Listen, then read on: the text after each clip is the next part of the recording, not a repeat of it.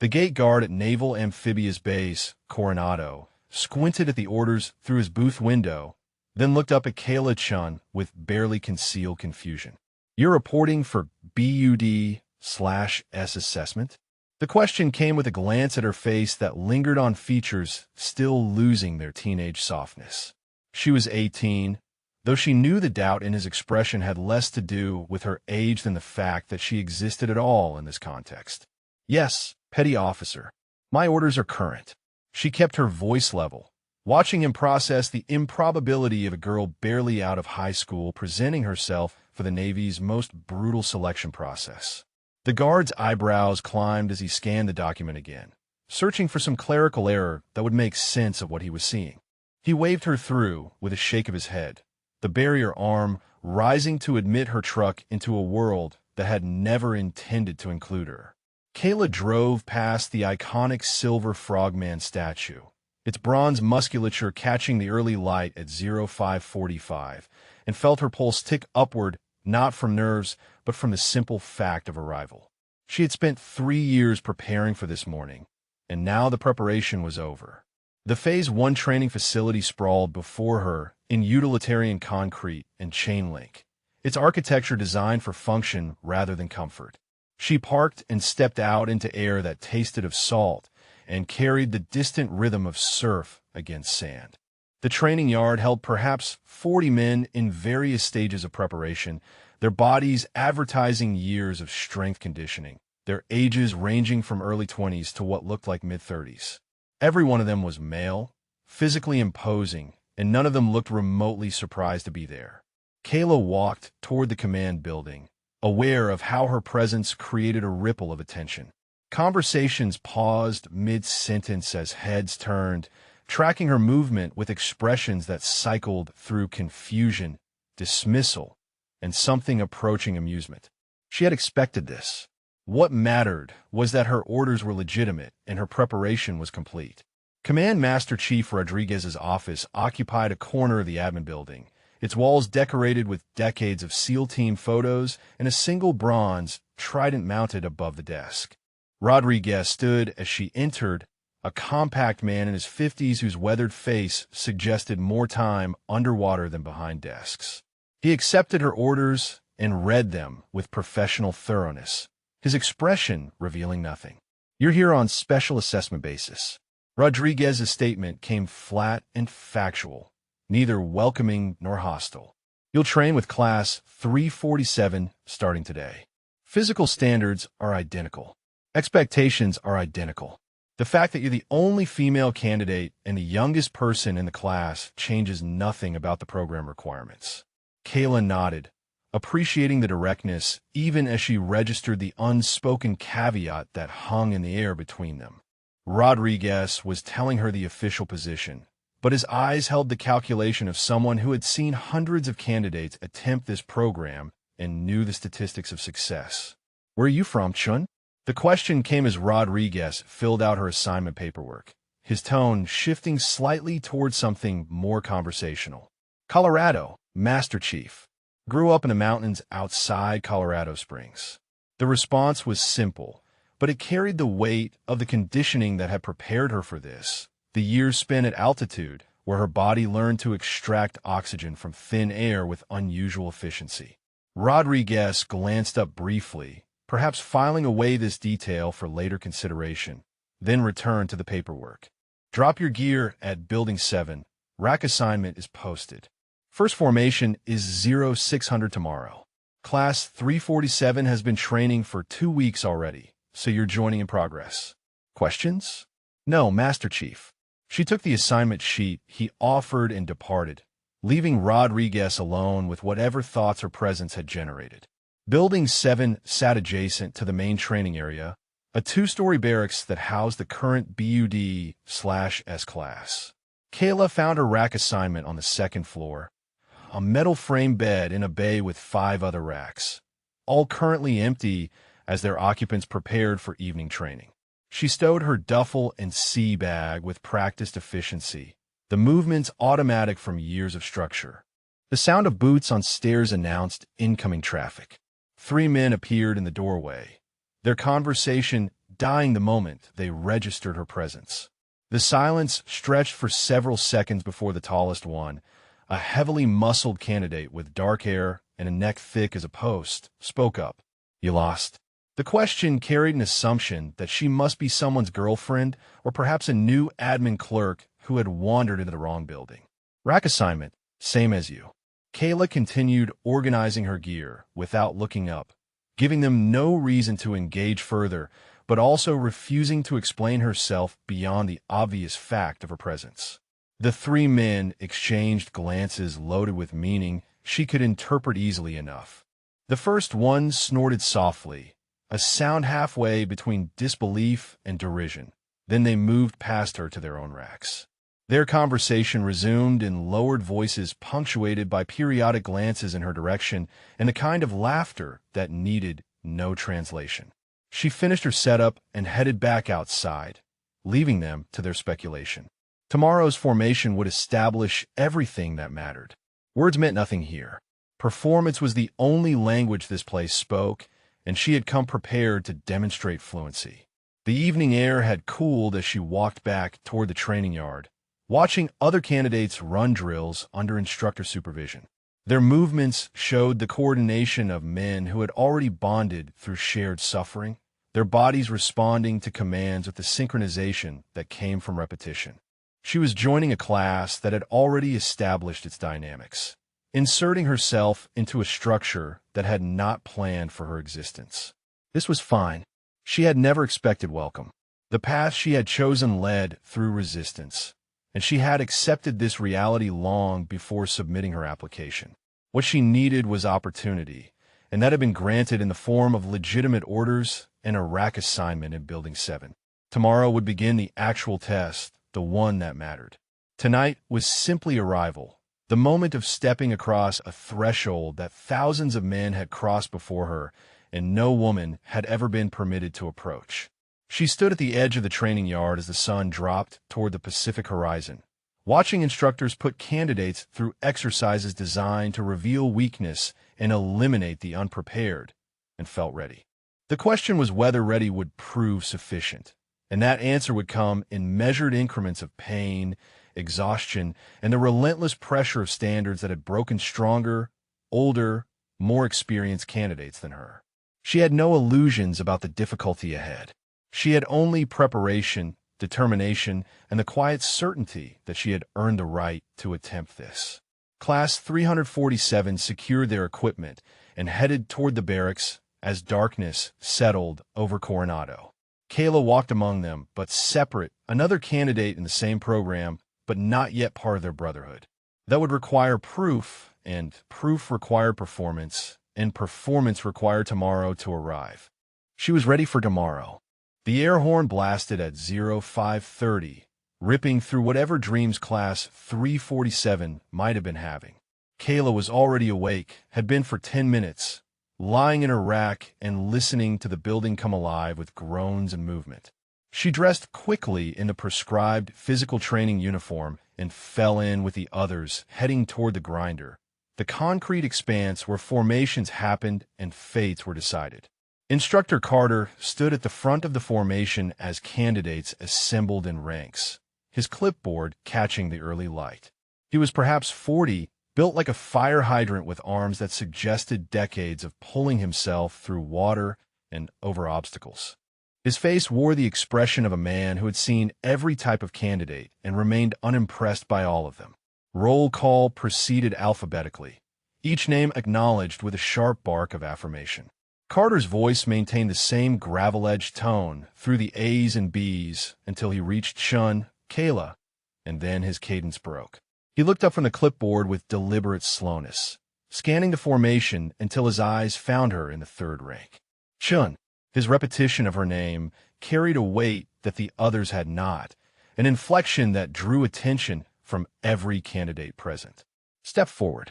Kayla moved from the formation to stand at attention 5 paces in front, aware of 40 pairs of eyes on her back and Carter's gaze fixed on her face. The silence stretched for several seconds before he spoke again. Demonstrate proper push-up position. The command came flat and clinical, as though he were testing her understanding of basic concepts that any candidate should know before arriving. She dropped to the front, leaning rest position, body aligned straight from heels to shoulders, arms locked at 90-degree angles.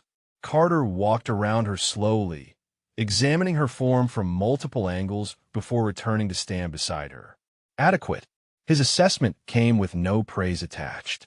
We'll see how adequate holds up over the next week. Most female candidates wash out in 3 days. The statement was delivered to the formation rather than to her, establishing a prediction that every witness would remember. Back in formation, Chun, 3 candidates in the second rank exchanged glances as she returned to her position. The tallest one, whose name tape read Martinez, leaned slightly toward the man beside him, named Pollock, and whispered something that generated a barely suppressed smirk. The third one, Webb, simply shook his head with the exaggerated patience of someone watching an inevitable disaster approach. First evolution is a 4-meal timed run on soft sand. Carter's announcement shifted attention away from her and onto the immediate misery ahead. Standard required time is 32 minutes. Failure to meet standard results in additional conditioning. Fall out to the beach and stand by. The class moved as a mass toward the beach access, boots hitting sand that gave way beneath each step and turned simple forward motion into work. Kayla positioned herself mid-pack as instructors set the starting line, knowing that pushing to the front would draw attention while falling to the rear would confirm expectations. Middle position allowed her to assess the pace and capabilities of those around her. The starting horn sent them forward into sand that grabbed at feet and turned calves to concrete within the first half-mile. The pack began to separate immediately, the strongest pulling ahead while the weakest fell behind, and instructors circled like sharks smelling blood. Kayla maintained her position in the middle third, her breathing controlled despite the elevation change from Colorado altitude to sea level working in her favor here. Martinez and his group ran ahead of her, their longer strides eating distance despite the sand resistance. She could hear their breathing grow labored as the second mile hit, watched their form deteriorate slightly as fatigue accumulated. Her own form remained unchanged, the efficiency of movement she had drilled into muscle memory over thousands of training runs holding steady. The finish line appeared ahead, instructors marking times as candidates crossed. Kayla finished at 28 minutes, solidly in the middle of the pack with 20 candidates ahead of her and 18 behind. Carter checked his watch as she passed, his expression revealing nothing but the set of his jaw, suggesting he had hoped for a different result. Acceptable for a girl. His voice carried across the finish area, ensuring maximum audience for the qualifier. Most of you won't make it through the week. Chun here definitely won't. Female physiology can't handle the volume of work required. It's not discrimination, it's biology.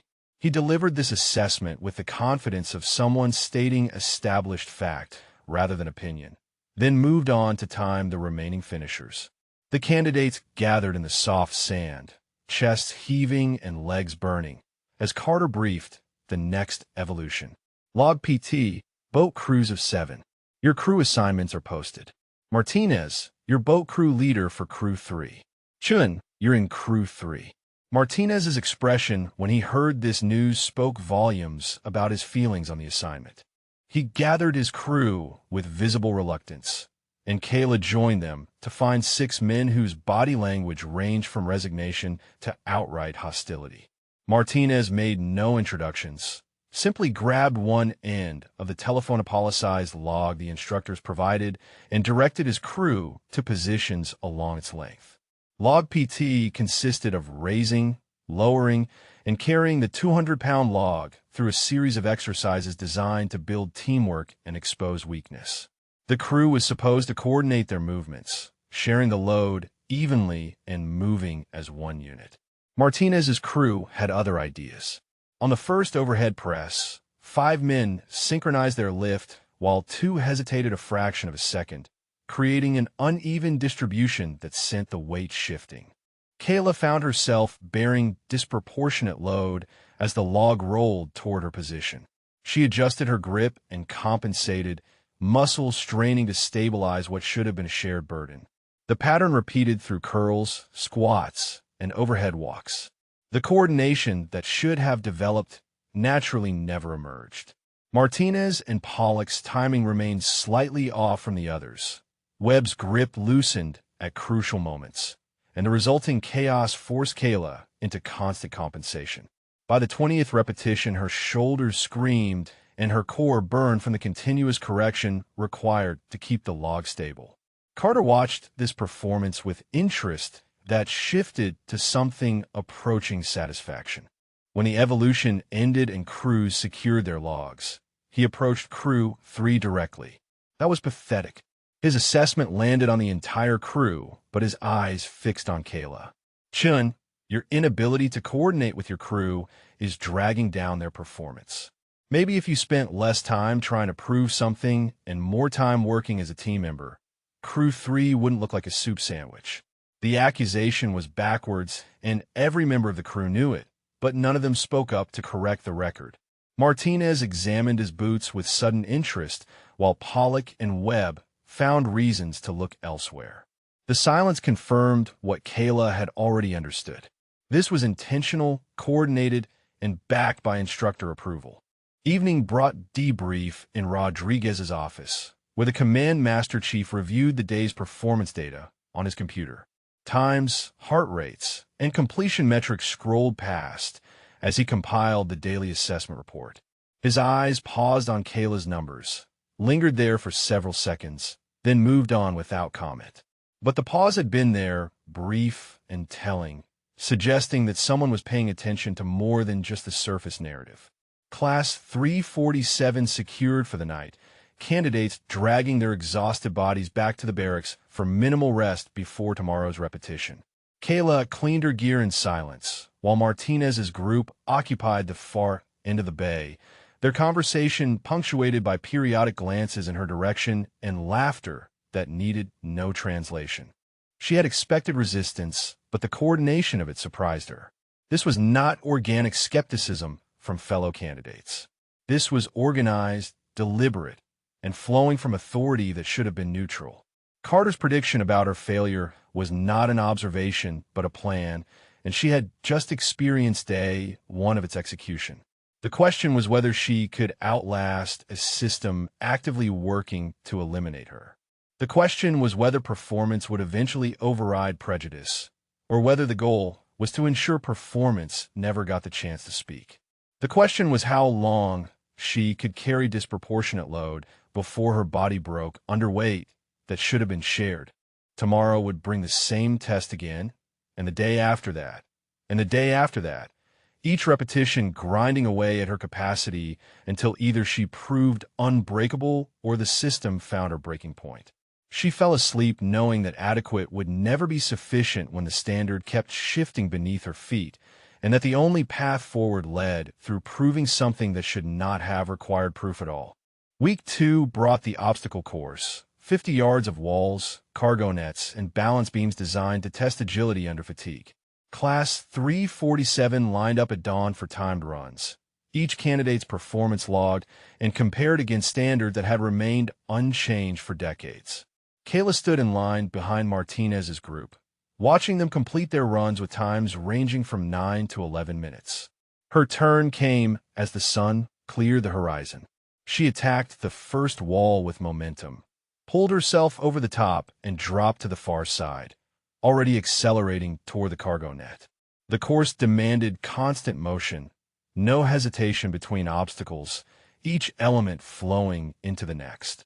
She reached the over-under-thruft section at the halfway point, a series of horizontal logs alternating high and low that required candidates to climb over some and crawl under others.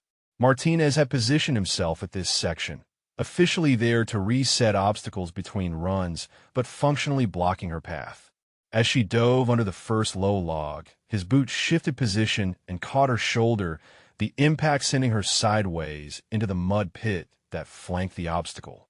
The collision looked accidental to anyone watching from a distance, just unfortunate timing between a candidate in motion and an assistant who moved at the wrong moment. Kayla surfaced from the mud, reset her position, and completed the obstacle correctly before continuing. The remainder of the course passed without incident, her time clicking in at 10 minutes and 40 seconds, well within standards. She reported to Carter at the finish line, dripping mud and waiting for her official time. Disqualified. Carter marked his clipboard without looking up. Improper completion of the over-under thruff. You went around the obstacle instead of through it. Restart from the beginning. She had gone through it correctly after the collision, but arguing would accomplish nothing. Kayla returned to the start line and ran the course again, this time with Martinez nowhere near the over-under thruff section.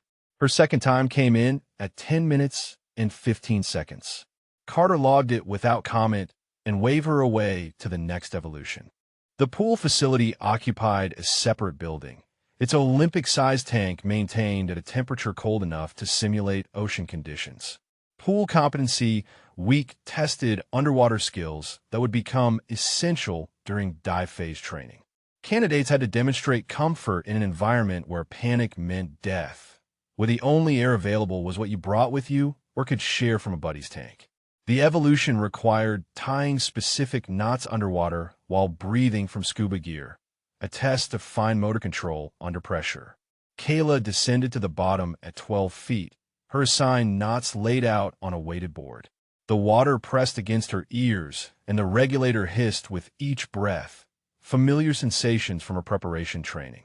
Webb descended nearby, officially positioned as a safety diver but drifting closer to her workspace than necessary.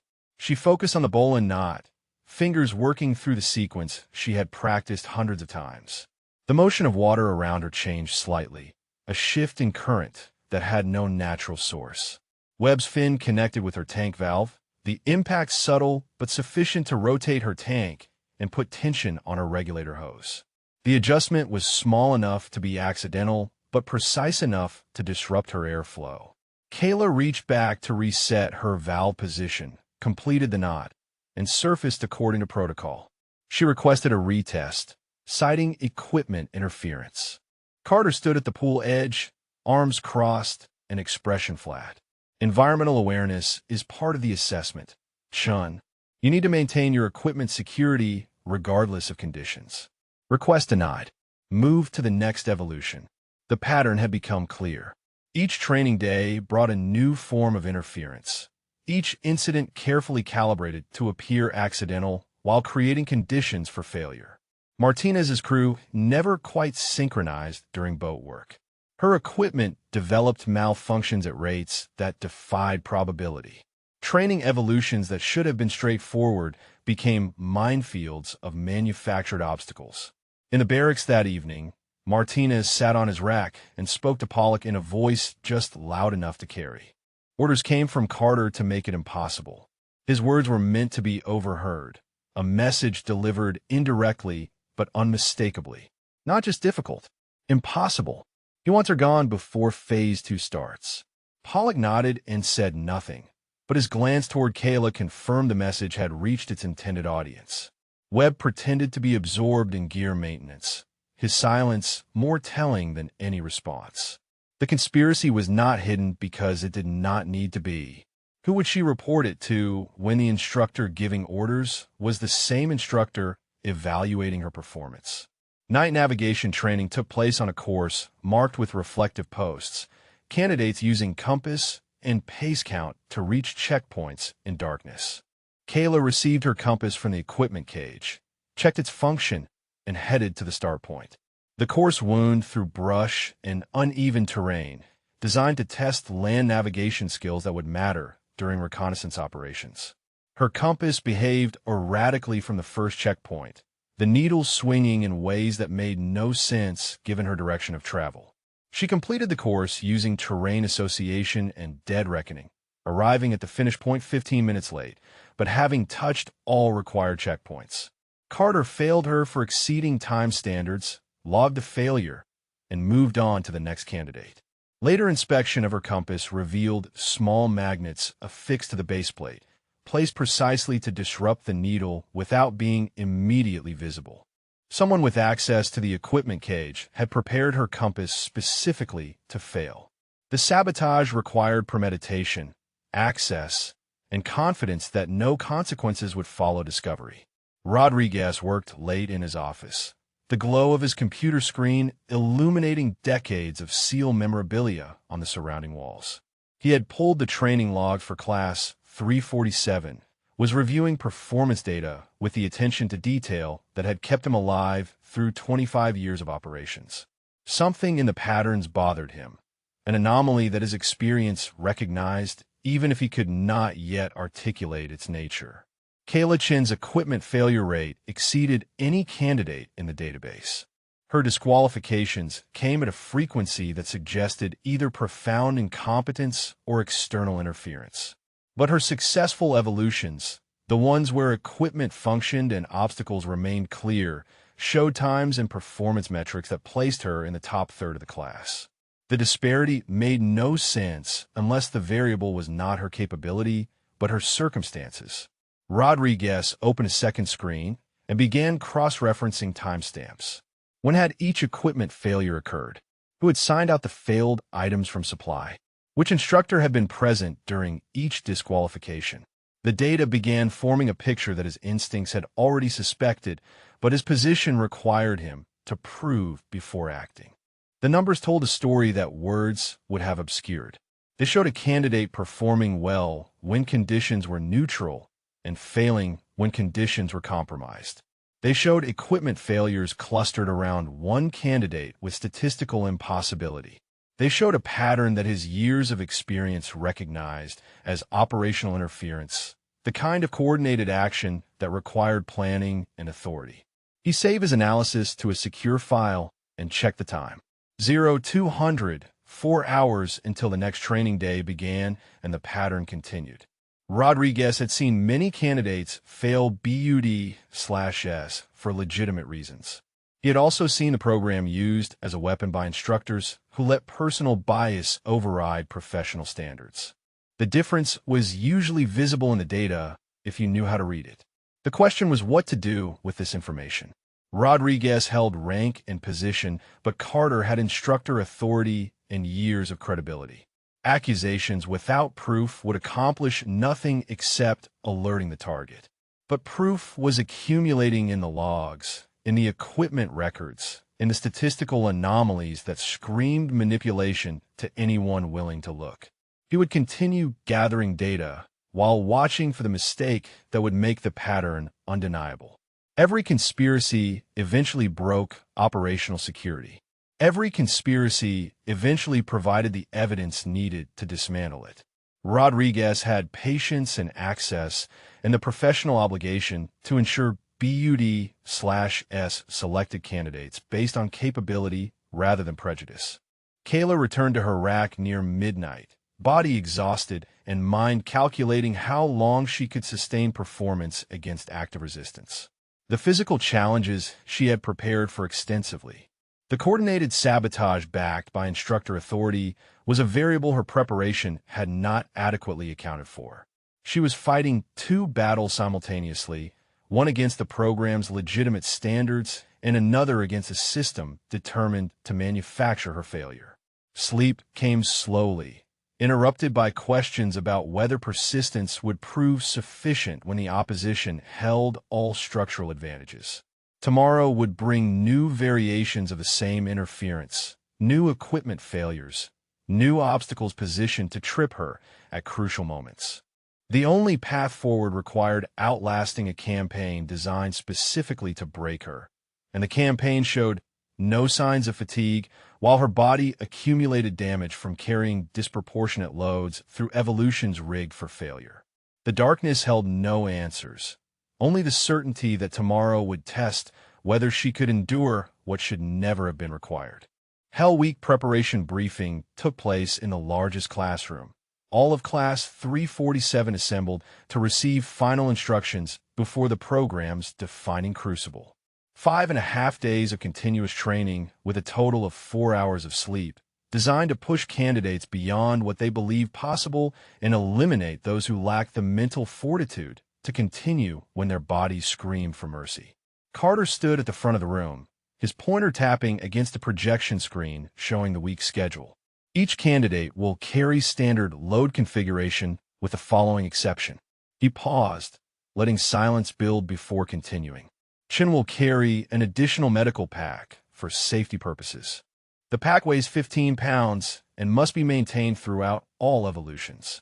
Kayla kept her expression neutral while calculating the implications. 15 extra pounds across 5 days of continuous movement through cold water immersions and beach runs and log PT and boat carries, compounding fatigue that was already designed to be overwhelming. The announcement carried the veneer of safety concern, but every candidate in the room understood its actual function. Master Chief, that violates the equal standards protocol. Her objection came calmly, citing the regulation that required identical load configurations across all candidates. The medical pack requirement has no precedent in current BUD/S standards. Carter's face hardened at the challenge. Special circumstances require special measures. Chun, your presence here creates unique safety considerations that command has authorized me to address. The medical pack stays. His tone closed the discussion. Backed by authority, she could not counter without escalating beyond this room.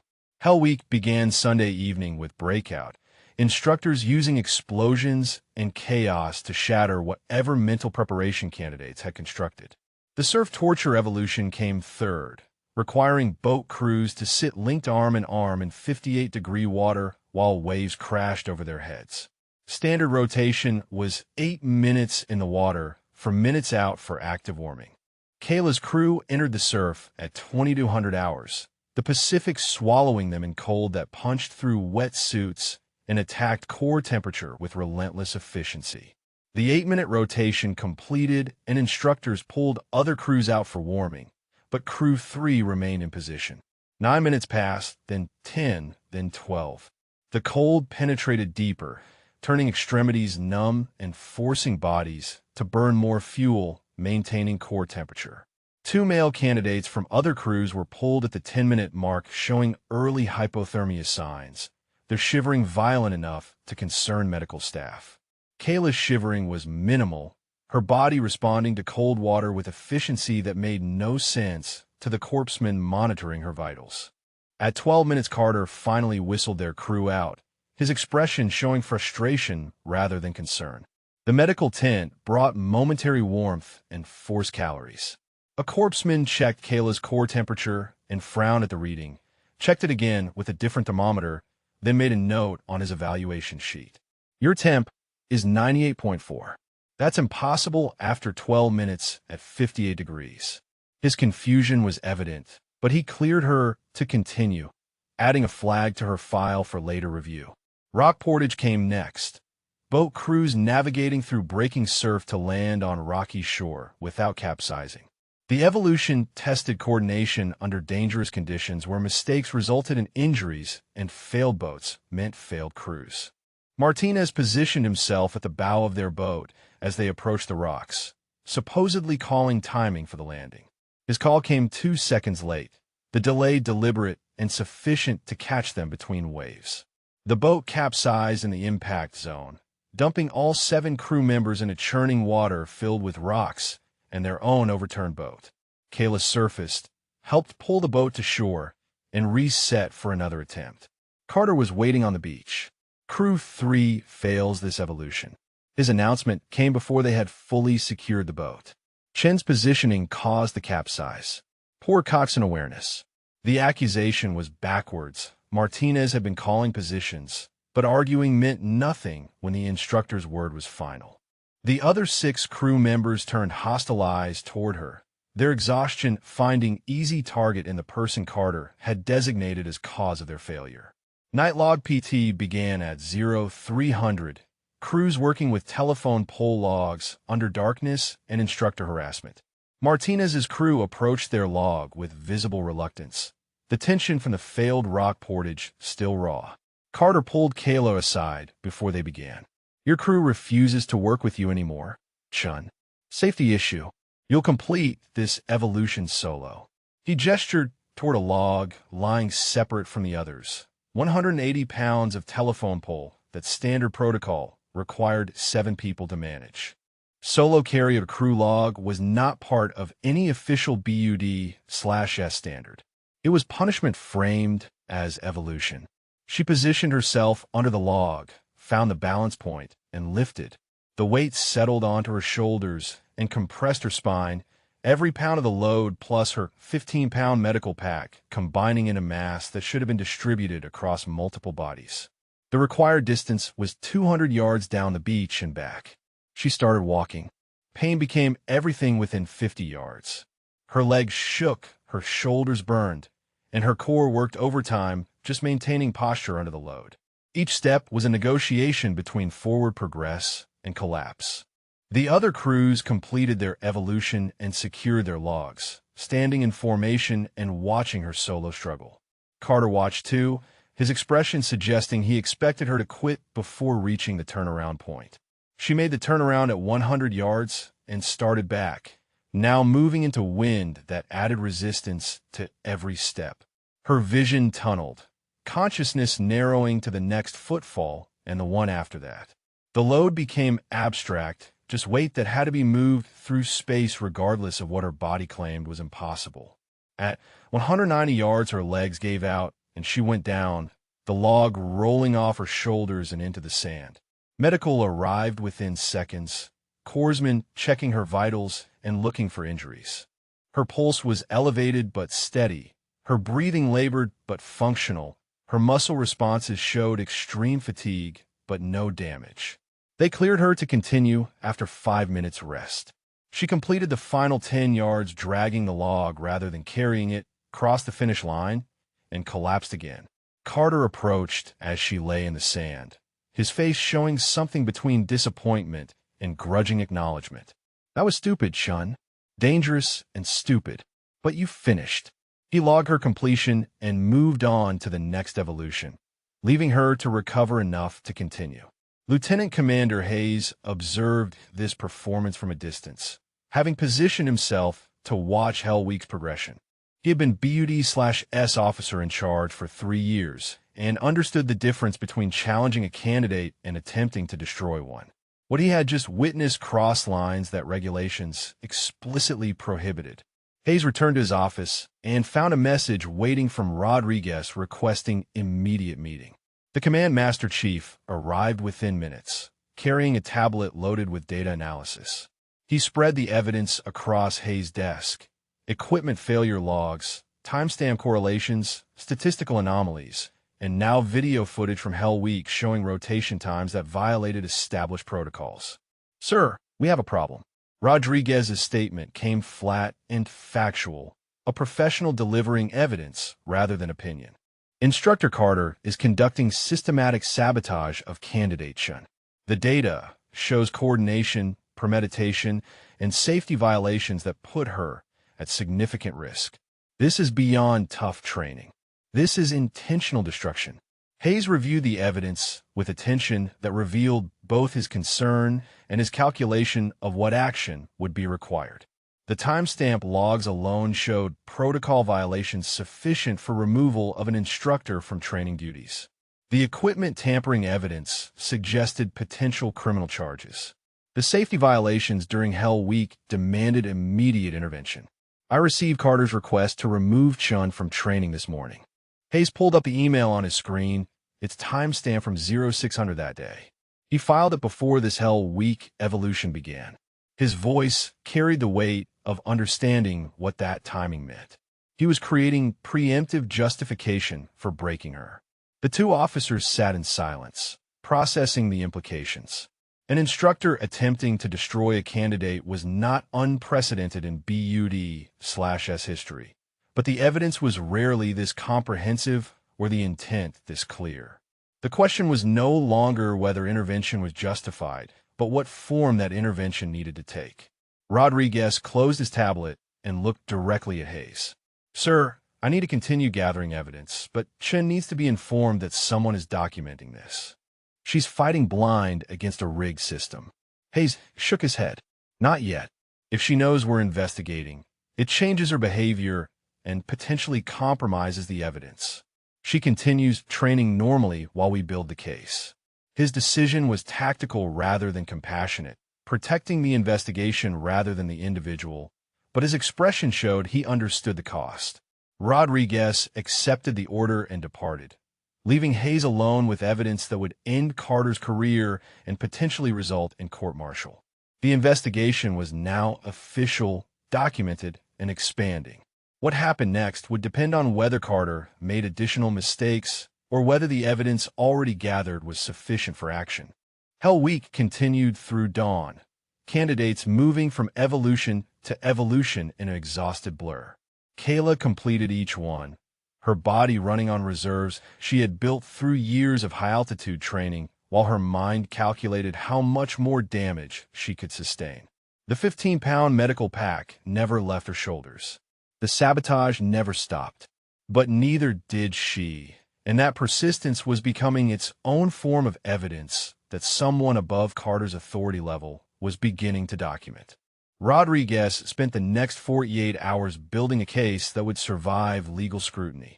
He started with video footage from Hell Week, pulling every camera angle that covered evolutions involving Kayla's participation.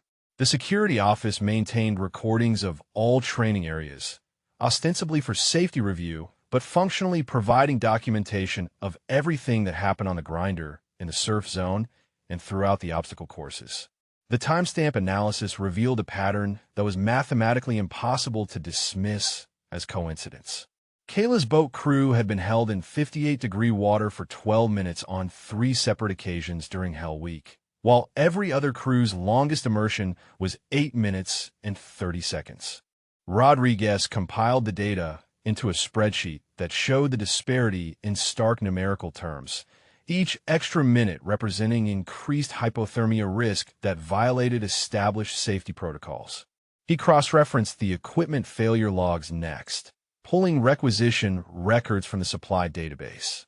Every piece of equipment that had malfunctioned during Kayla's use had been signed out from the equipment cage on the same day by the same person. Pollock's signature appeared 8 times across 6 weeks, each instance corresponding to a subsequent equipment failure during Kayla's training evolution. The pattern was damning in its consistency. The supply chief responded to Rodriguez's call within an hour, arriving at his office with additional documentation. Chief Warrant Officer Stevens had served in supply for 15 years and recognized irregularities when he saw them. Pollock requested items that didn't match his training schedule, Master Chief. Compasses on days when his crew wasn't doing land navigation. Dive tanks when his evolution was beach PT. I flagged it as unusual, but he said he was doing equipment prep for Carter. Rodriguez added this testimony to his growing file, the evidence building toward critical mass. Carter's name appearing as justification for irregular supply requests created a direct connection between instructor authority and equipment tampering. The conspiracy was not just individual candidates acting on personal bias, but a coordinated operation flowing from the person responsible for ensuring fair evaluation. He pulled Carter's personnel file next, diving into the instructor's history with the kind of detailed analysis that annual reviews rarely prompted. 2 equal opportunity complaints appeared in the record from previous BUD/S classes, both filed by female candidates who had attempted the program in earlier years. Both complaints had been investigated and dismissed, the findings stating insufficient evidence of discriminatory treatment. The candidates had both failed to complete training. Rodriguez opened the archived investigation reports, reading through witness statements and evidence logs with fresh perspective. The pattern he was seeing with Kayla had precedent: extended cold water immersions, equipment failures at statistically impossible rates, boat crew coordination problems that always seemed to center on the female candidate. The previous investigators had examined each incident in isolation rather than recognizing the systematic nature of the interference.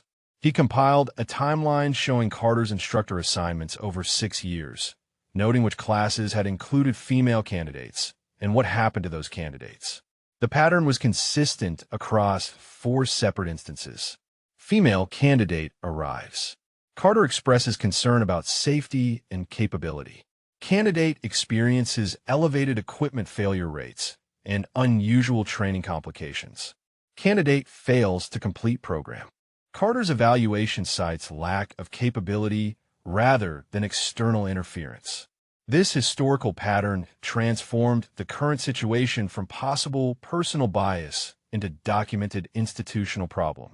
Rodriguez prepared a summary brief that connected past complaints to current evidence, showing that what was happening to Kayla represented standard operating procedure for Carter when faced with female candidates. The evidence would be difficult for any investigation to dismiss. He contacted Naval Special Warfare Command Legal Office directly, speaking with a lieutenant commander who specialized in training misconduct cases. The attorney listened to Rodriguez's summary, asked pointed questions about evidence preservation and chain of custody, then requested all documentation be forwarded through encrypted channels. An official inquiry would be opened within 24 hours. Hayes received notification of the formal inquiry that evening, the message arriving from NSW Command with priority flag attached. The investigation will be conducted by external personnel to ensure objectivity, with Hayes required to preserve all relevant records and continue normal operations pending findings. Carter would remain in his instructor position until evidence warranted removal, but his actions would now be monitored by parties outside his chain of command. Hayes called Rodriguez to his office to discuss implementation. "We need to protect the integrity of the investigation while ensuring Chen's safety. Carter can't know we're building a case, but we also can't allow him to escalate to something that causes permanent injury." Rodriguez nodded, understanding the delicate balance required. "I've briefed medical to maintain extra monitoring of her vitals and document any anomalies. I've also positioned myself to observe more training evolutions directly. If something crosses the line from harassment to danger, we intervene immediately regardless of investigation impact." The discussion was interrupted by Hayes' desk phone, the caller ID showing the medical facility. Hayes answered and listened for 30 seconds before his expression shifted from concern to confusion. He thanked the caller and hung up, then looked at Rodriguez with an expression that suggested the evidence was taking unexpected turns. That was the dive medical officer. He's been reviewing Chen's physiological data from Hell Week cold water immersions and wants to discuss what he calls significant anomalies. Her core temperature regulation doesn't follow normal human patterns. He pulled the records and compared them to 20 years of candidate data. She's operating outside established baseline parameters. Rodriguez leaned forward, interested in this new dimension. Anomalous in what way? Hayes pulled up the email the doctor had sent, reading from the summary. Her core temperature increased during cold water exposure rather than decreased. At 12 minutes in 58-degree water, her body temperature was higher than when she entered. The doctor says this is physiologically impossible unless she has some kind of rare genetic adaptation. He wants to run additional tests and contact research specialists. The implications cascaded through both officers' thinking. If Kayla possessed unusual physiological capabilities, it recontextualized everything about her performance. What had appeared to be exceptional mental toughness might actually be exceptional physical adaptation. The question was whether such adaptation constituted an unfair advantage or simply represented the far end of normal human variation, the same as any elite athlete's genetic gifts. We need to understand what we're dealing with. Hayes made the decision quickly, his tactical mind recognizing that incomplete information led to poor decisions. Authorize the medical workup, but keep it confidential. If she has genetic advantages, that's between her and medical. It doesn't change the fact that Carter is systematically sabotaging her training. Rodriguez agreed and departed to coordinate with medical, leaving Hayes alone with the complexity of a situation that kept revealing additional layers. A female candidate facing systematic discrimination was straightforward to address through investigation and accountability. A female candidate with possible genetic advantages facing systematic discrimination raised questions about whether the discrimination was based on gender or on resentment of capabilities that exceeded male norms.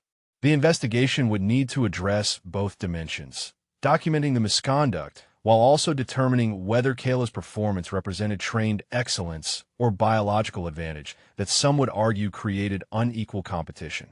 Hayes recognized this complexity as the kind of issue that would eventually require policy decisions far above his authority level. But first, it required establishing facts that were currently obscured by Carter's interference. Medical Officer Lieutenant Torres reviewed Kayla's physiological data for the third time, comparing her metrics against the database of thousands of BUD/S candidates whose vitals have been recorded during identical evolutions. The deviation was consistent across multiple data points. Her oxygen processing efficiency was significantly elevated.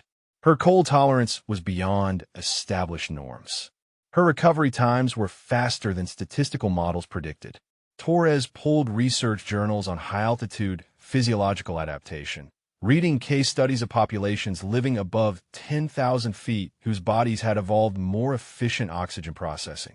The genetic markers for such adaptation were well documented in Tibetan and Andean populations, but also appeared sporadically in other lineages through random genetic variation. If Kayla possessed these markers, her capabilities would represent natural advantage rather than artificial enhancement. He drafted a request to contact altitude research facilities, specifically targeting institutions that studied genetic adaptation to hypoxic environments. The investigation needed scientific context to understand whether what they were observing represented the far tail of normal human variation or something that should trigger different evaluation standards. The question mattered because the answer would inform policy decisions that reached far beyond one candidate's experience. Meanwhile, Kayla completed Hell Week's fourth day, her body continuing to function at levels that confused medical observers and frustrated Carter's attempts to break her. The solo log carry had not destroyed her. The extended cold water immersions had not induced hypothermia. The accumulated sleep deprivation and physical damage that ended most candidates' attempts were present, but not sufficient to stop her forward progress. She did not know that her physiology was being analyzed, that her genetic markers were becoming part of an investigation, that decisions about her future were being made in offices she had never entered by people she had never met. She knew only that each evolution completed was one step closer to proving what should never have required proof, and that tomorrow would bring the final day of Hell Week with whatever challenges Carter had reserved for this ultimate test. Hell Week Day 5 began at the Steel Pier, a concrete structure extending into the Pacific where candidates would spend the next evolution immersed in 56-degree water while performing calisthenics. The temperature had dropped 2 degrees overnight, pushing the edge of what medical protocols allowed for extended exposure. Carter's crew assignments put Kayla's group on the first rotation, which meant maximum time in the coldest water of the morning. The pier exercises started at 0400, darkness still complete except for the lights illuminating the training area. Candidates entered the water in full uniform, boots and all, the weight of saturated clothing adding resistance to every movement. Push-ups, flutter kicks, and arm circles continued while waves washed over their heads and cold penetrated through multiple layers of fabric. Standard rotation was 8 minutes. At 9 minutes, instructors pulled 2 crews from other rotations, candidates showing visible shivering and slurred speech that indicated early hypothermia. Kayla's group remained in position. At 11 minutes, 3 male candidates from adjacent crews were extracted for medical evaluation, their core temperatures having dropped to dangerous levels. Still, Kayla's crew stayed. Medical Corpsman Rodriguez, no relation to the command master chief, monitored vitals with increasing concern. He checked Kayla's core temperature at the 12-minute mark and stared at the reading with open confusion. 98.6. He checked again with a backup thermometer. 98.7. Her temperature was rising. 3 candidates from her own crew began showing hypothermia symptoms at 13 minutes. Davis's lips turned blue and his shivering became violent enough to disrupt the exercise movements. Thompson lost fine motor control and could no longer perform the required flutter kicks. Carter finally whistled the crew out, his face showing frustration that bordered on anger as medical immediately descended on the struggling candidates, while Kayla walked from the water under her own power. Lieutenant Torres was waiting in the medical tent, having positioned himself to observe this evolution based on Rodriguez's heads-up about the investigation. He pulled Kayla aside for evaluation, checking vitals that continued to defy explanation. Your heart rate is lower now than when you enter the water. That's not possible after 13 minutes of cold water calisthenics. She said nothing, unsure what response would be appropriate when her own body was behaving in ways that surprised medical professionals. Torres made detailed notes, adding to a file that was becoming increasingly important to multiple investigations happening above her awareness level. He cleared her to continue training, but flagged her records for further analysis. Carter immediately implemented his next attempt at breaking her, announcing a boat crew swap that would split Martinez's group and assign Kayla to Crew 4.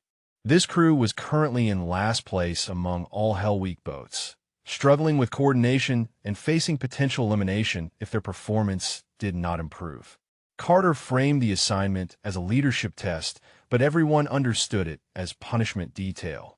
Crew 4 consisted of Davis, Thompson, Okonkwo, Singh, and Liu, 5 candidates whose exhaustion and frustration had created a spiral of poor performance. They received Kayla with visible hostility, another problem added to their growing list of challenges. Davis, the crew leader, made his feelings clear in the brief period before their next evolution. We don't need a diversity checkbox dragging us down further. His words came harsh and direct, exhaustion stripping away whatever filter he might have maintained under normal circumstances. Just stay out of the way and let us try to save our Hell Week. The around-the-world boat race began 30 minutes later, crews launching their rubber boats from the beach and racing a course that circled the naval base perimeter. Navigation mattered as much as strength, requiring precise steering through shipping channels and around marked hazards. Crew 4 had capsized twice in previous races, their coordination failing at crucial moments. Kayla took the navigator position without asking, reading the chart and calling course corrections while the crew paddled with what energy remained after 5 days of continuous training.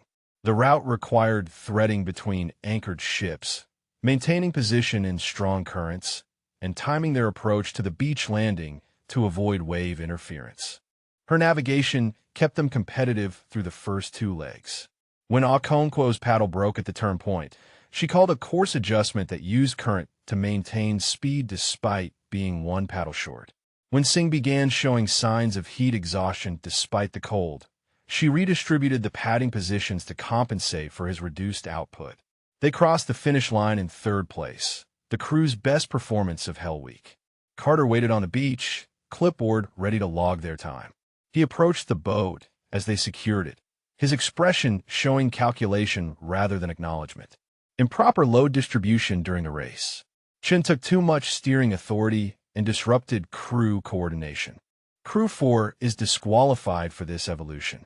Davis's face went through several emotions in rapid sequence, ending on something between resignation and rage. But the rage did not direct itself at Carter. Instead, he turned to his crew and spoke loud enough for the instructor to hear clearly.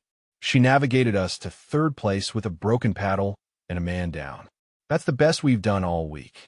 The disqualification is political, not procedural. The statement hung in the air for 3 seconds before Carter's expression hardened. You want to question my evaluation, Davis? Drop and give me 50. The punishment was immediate and public, establishing consequences for challenging instructor authority. But Davis had already planted the seed of doubt, and the other crew members' expressions showed they had registered the same observation. Hayes observed this exchange from a distance, positioned to maintain visibility of Hell Week's progression. He had witnessed the boat race from the command vessel and seen Kayla's navigation keep a failing crew competitive. He had also heard Carter's disqualification call, which contradicted the video evidence Hayes had recorded showing textbook crew coordination.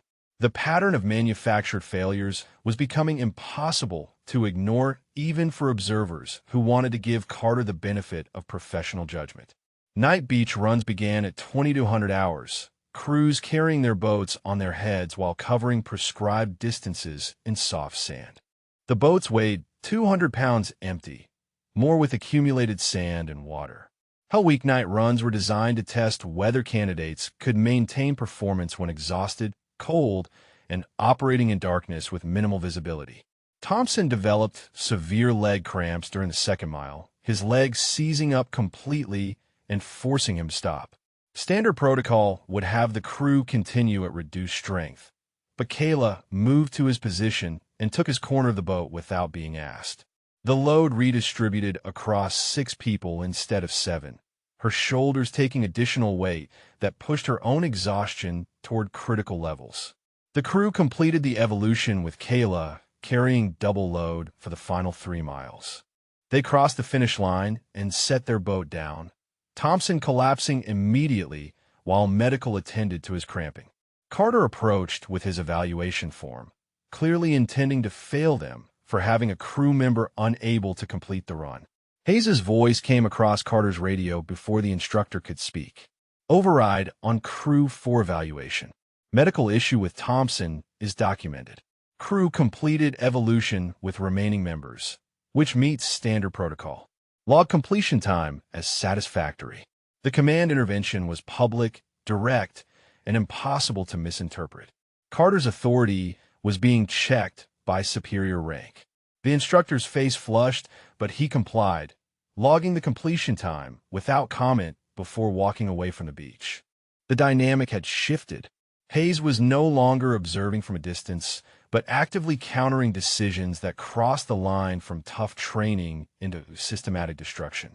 The candidates noticed this shift, and the whispered conversations in the brief rest periods began, including speculation about what was happening above their awareness level. Day 4 transitioned into Day 5 as dawn broke over another beach evolution. Kayla had been awake for 96 hours with brief rest periods, totaling perhaps 3 hours of actual sleep. Her body ran on reserves built through years of altitude training. Her mind focused down to the immediate task and the one after that. The 15-pound medical pack remained on her shoulders through every evolution, a constant reminder that the standards applied to her were not the same as those applied to others. Abandoned ship drill came at 0800, requiring candidates to demonstrate underwater recovery skills in the diving pool. The scenario simulated catastrophic boat failure requiring underwater egress and buddy rescue. Candidates would be thrown into the pool in full gear, required to surface, then dive back down to assist struggling swimmers placed at depth by instructors. Kayla entered the water with her crew, the weight of gear and pack pulling her down until she kicked hard to reach the surface. The scenario called for 2 struggling swimmers at 12 feet depth. She took a full breath and dove, reaching the first swimmer and beginning the assisted ascent procedure. The swimmer was Okonkwo, who had been positioned to act as victim for this iteration. Halfway to the surface, Kayla noticed a second swimmer in actual distress 30 feet away. Singh had panicked during his own scenario, was fighting his way toward the surface without proper procedure, and was about to breach training protocol by emergency ascending without controlled breathing. She redirected with Okonkwo, reached Singh, and got control of his ascent before he could damage his lungs with rapid pressure change. Both candidates surfaced safely. Medical pulled Singh for evaluation, and instructors noted Kayla's intervention in their logs. Carter could not ignore a rescue that multiple witnesses had observed, could not manufacture a failure when the video footage would show her preventing another candidate from serious injury. He made the log entry with visible reluctance. The words adequate performance appearing in her record where acknowledgement of competence could no longer be avoided. Martinez watched this rescue from the pool deck, his own evolution completed minutes earlier. He had spent 5 days participating in Carter's systematic sabotage, had followed orders to make her training impossible, and had watched her outlast every attempt to break her.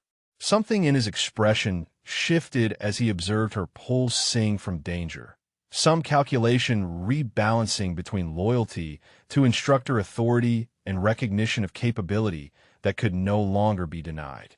Hell Week's final day stretched ahead with hours of remaining evolutions before the securing ceremony that would mark survival. Kayla had reached day 5, still functioning, still completing tasks, still refusing to quit despite carrying extra weight through systematically rigged conditions. Whether that would prove sufficient remained unknown, but the fact of her persistence was becoming its own form of evidence that someone official was now carefully documenting. Lieutenant Torres sat in his office reviewing Kayla's physiological data with growing conviction that this required expertise beyond his training. The cold water immersion results defied standard human thermal regulation models. Her oxygen processing efficiency exceeded baseline parameters by margins that suggested either measurement error or biological adaptation. He drafted a request to contact research facilities specializing in extreme environment physiology.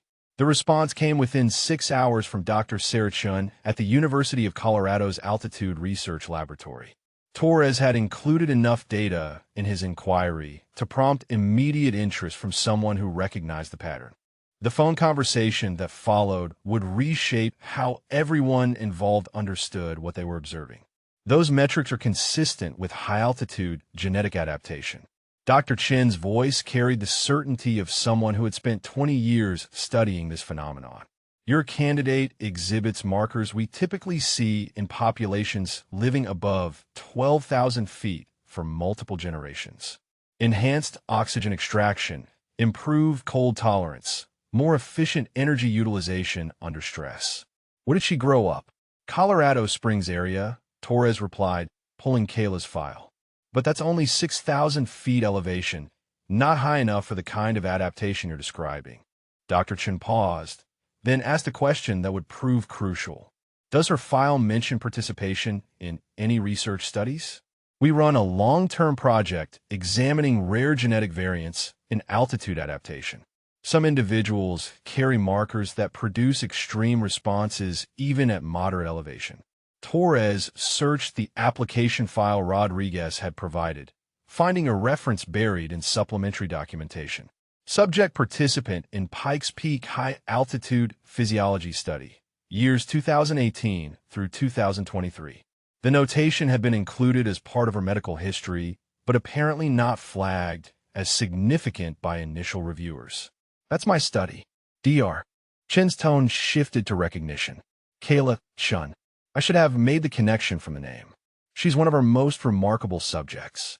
Genetic testing showed she carries a rare variant of the EPAS1 gene, the same adaptation found in Tibetan populations, but appearing spontaneously in her lineage. Her body processes oxygen at approximately 20% greater efficiency than baseline humans. Torres absorbed this information while calculating its implications. Is that an unfair advantage in military training? The question prompted a longer pause before Dr. Chun responded carefully. Is being tall an unfair advantage in basketball? Is having fast-twitch muscle fiber an unfair advantage in sprinting? She has a natural genetic variant that improves her performance in low oxygen and cold environments. It's not artificial enhancement. It's biology, the same as any elite athlete's physical gifts. Torres thanked her and ended the call, immediately contacting Rodriguez to relay the findings. The Command Master Chief listened to the scientific explanation, asked clarifying questions about whether this constituted a medical condition versus normal variation, then sat back in his chair processing the implications. This changes the context, but not the core issue.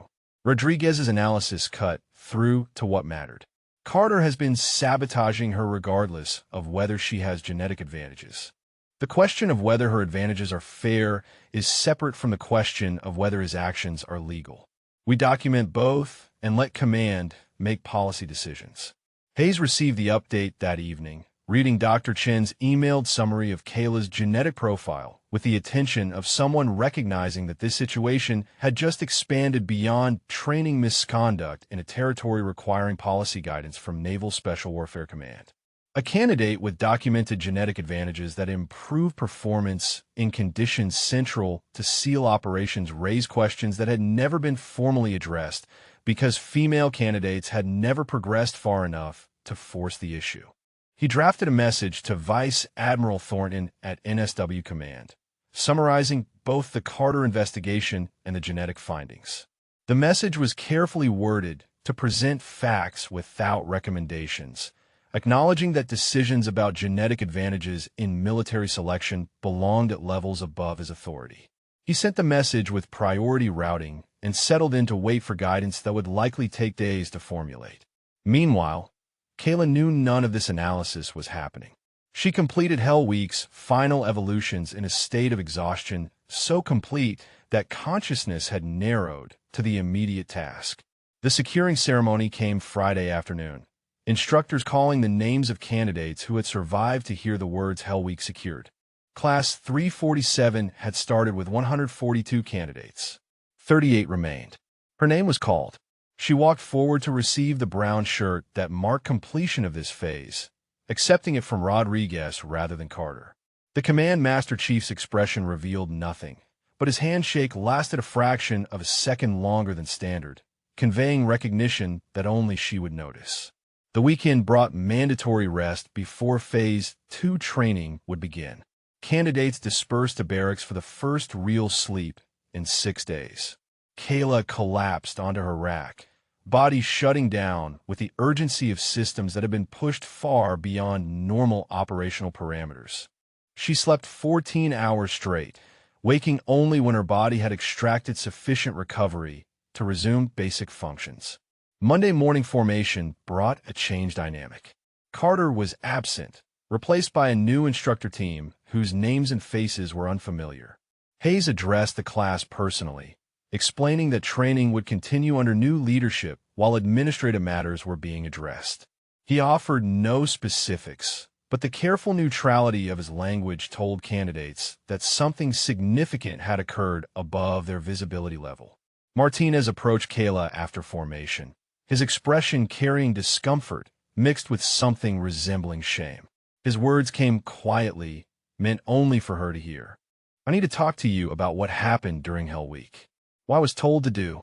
She listened as he explained Carter's explicit instructions to make her training impossible, the coordinated equipment sabotage, the deliberate crew coordination failures, the extended cold water exposures that violated safety protocols. Martinez described his role without excuse or justification, simply laying out the facts of a conspiracy that had been directed from instructor authority. "Why are you telling me this now?" Her question came without hostility, genuinely curious about what had changed to prompt this confession.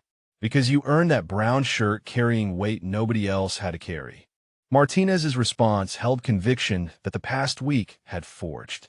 "Because I watched you pull Singh from the pool when you could have just handled your own scenario. Because I've been part of something that I'm not proud of, and if anyone asks me what happened, I'm going to tell them the truth." She accepted this with a nod, recognizing that his admission carried risk. Testimony against an instructor could result in retaliation, especially if Carter retained enough influence to protect himself. But Martinez had made his choice, apparently having reached the conclusion that integrity mattered more than convenience. 2 days later, Martinez received a summons to Hayes' office. He arrived to find Rodriguez present along with a Navy legal officer whose presence indicated this was formal testimony rather than informal conversation. The questions were specific and detailed, asking about dates, times, explicit instructions Carter had given, and evidence of coordination among boat crew members in implementing sabotage. Martinez answered every question directly, providing details that corroborated the video and equipment logs Rodriguez had compiled. He acknowledged his own participation without minimizing it, accepting responsibility while also making clear that the direction had come from instructor authority. The testimony lasted 90 minutes and was recorded for inclusion in the formal investigation file. Pollock was interviewed next, then Webb. Both candidates granted immunity from disciplinary action in exchange for complete testimony. The evidence structure that Rodriguez had built from logs and video now had witness corroboration from participants who described the conspiracy in their own words. The The case against Carter had become comprehensive enough to survive any challenge his defense might mount. Hayes received guidance from Vice Admiral Thornton 3 days after his initial report. The message was marked with classification that required secure channels for transmission. Command's guidance addressed both the misconduct investigation and the genetic advantage question with clarity that reflected careful legal and policy review. Regarding Instructor Carter, proceed with full misconduct investigation and prepare charges for court-martial if evidence supports. Systematic sabotage of candidate training violates multiple regulations and potentially constitutes criminal conduct. Remove from training duties immediately pending resolution.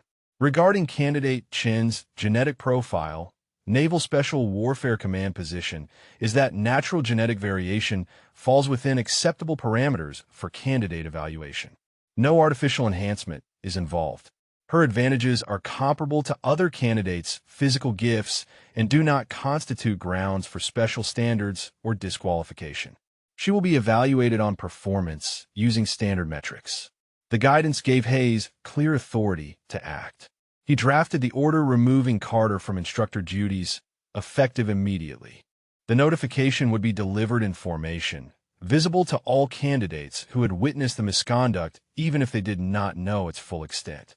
Accountability would be public because the offense had been public, creating a command climate that would not tolerate systematic discrimination regardless of instructor rank or experience. Carter received the notification in Hayes' office with a legal officer present to ensure proper documentation. The charges were read aloud, specific and detailed, citing equipment tampering, safety protocol violations, discriminatory treatment, and conduct unbecoming. Carter's expression shifted through denial, anger, and calculation before settling on a cold acceptance that his career was ending. He was escorted from the base by Naval Criminal Investigative Service, his access to candidates and training facilities revoked immediately. The removal happened quickly enough that most of Class 347 only learned about it through the formation announcement that came that afternoon. Hayes stood before the assembled candidates, his tone carrying the weight of command authority, delivering consequences. Instructor Carter has been removed from training duties pending court-martial proceedings. The investigation found evidence of systematic sabotage targeting candidate Chun, including equipment tampering, safety violations, and discriminatory treatment.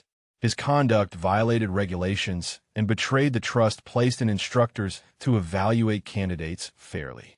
The announcement continued with specifics about policy changes that would be implemented immediately, independent oversight of all female candidates going forward, third-party equipment verification protocols, mandatory physiological monitoring with medical review.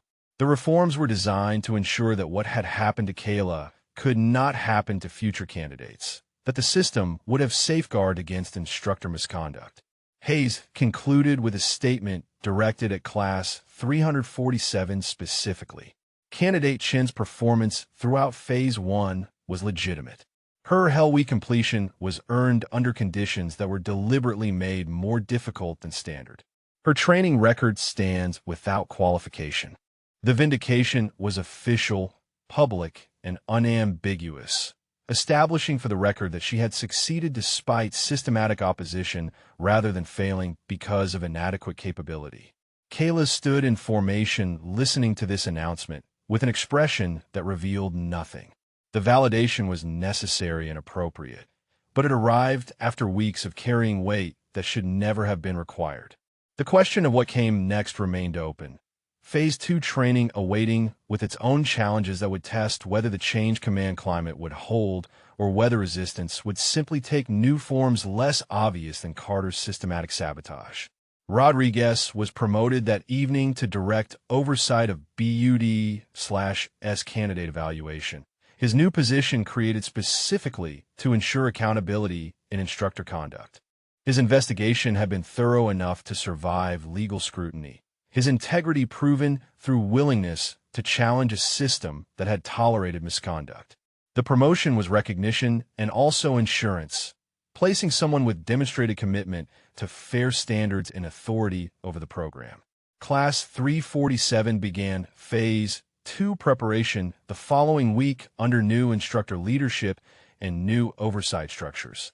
38 candidates remained, bound together by shared survival of Hell Week and collective witness to how one member of their class had been targeted for elimination but refused to break. The dynamics had shifted, the isolation that surrounded Kayla during Phase 1 eroding as the truth of what she had endured became clear to those who had initially dismissed her presence. Hell Week's final evolution arrived Friday morning with the 50-mile ocean paddle from Coronado to San Clemente Island and back. The crossing represented the culminating test of Phase 1, requiring navigation, endurance, and crew coordination across open water that could turn hostile without warning. Standard protocol allowed crews to turn back if conditions exceeded safe parameters, but completion carried significant weight in overall Phase 1 evaluation. Kayla's crew 4 assembled at the beach as dawn broke over the Pacific. Davis, Thompson, Okonkwo, Singh, and Liu had bonded with her through the previous days of Hell Week, their initial hostility eroded by witnessing her carry disproportionate load without complaint. They prepared their boat in silence, checking equipment with the thoroughness of exhausted people who understood that mistakes in open water carried consequences worse than instructor disapproval. Weather reports showed marginal conditions, 6-foot swells building as morning progressed and water temperature holding at 54 degrees. 3 other crews were preparing for the same evolution, standard practice to maintain competition and provide mutual safety coverage. The new instructor team, led by Senior Chief Vance, briefed the crews on route, safety protocols, and decision authority for turning back if conditions deteriorated. Carter's voice came across the radio as crews prepared to launch, his final attempt at interference despite being officially removed from training duties. Crew 4 is advised to maintain continuous radio contact due to safety concerns regarding Chen's capability in extended open water operations. All other crews maintained standard protocol. Hayes' response came immediately, his tone carrying command authority that overrode any instructor's recommendation. Negative. All crews maintain identical safety protocols.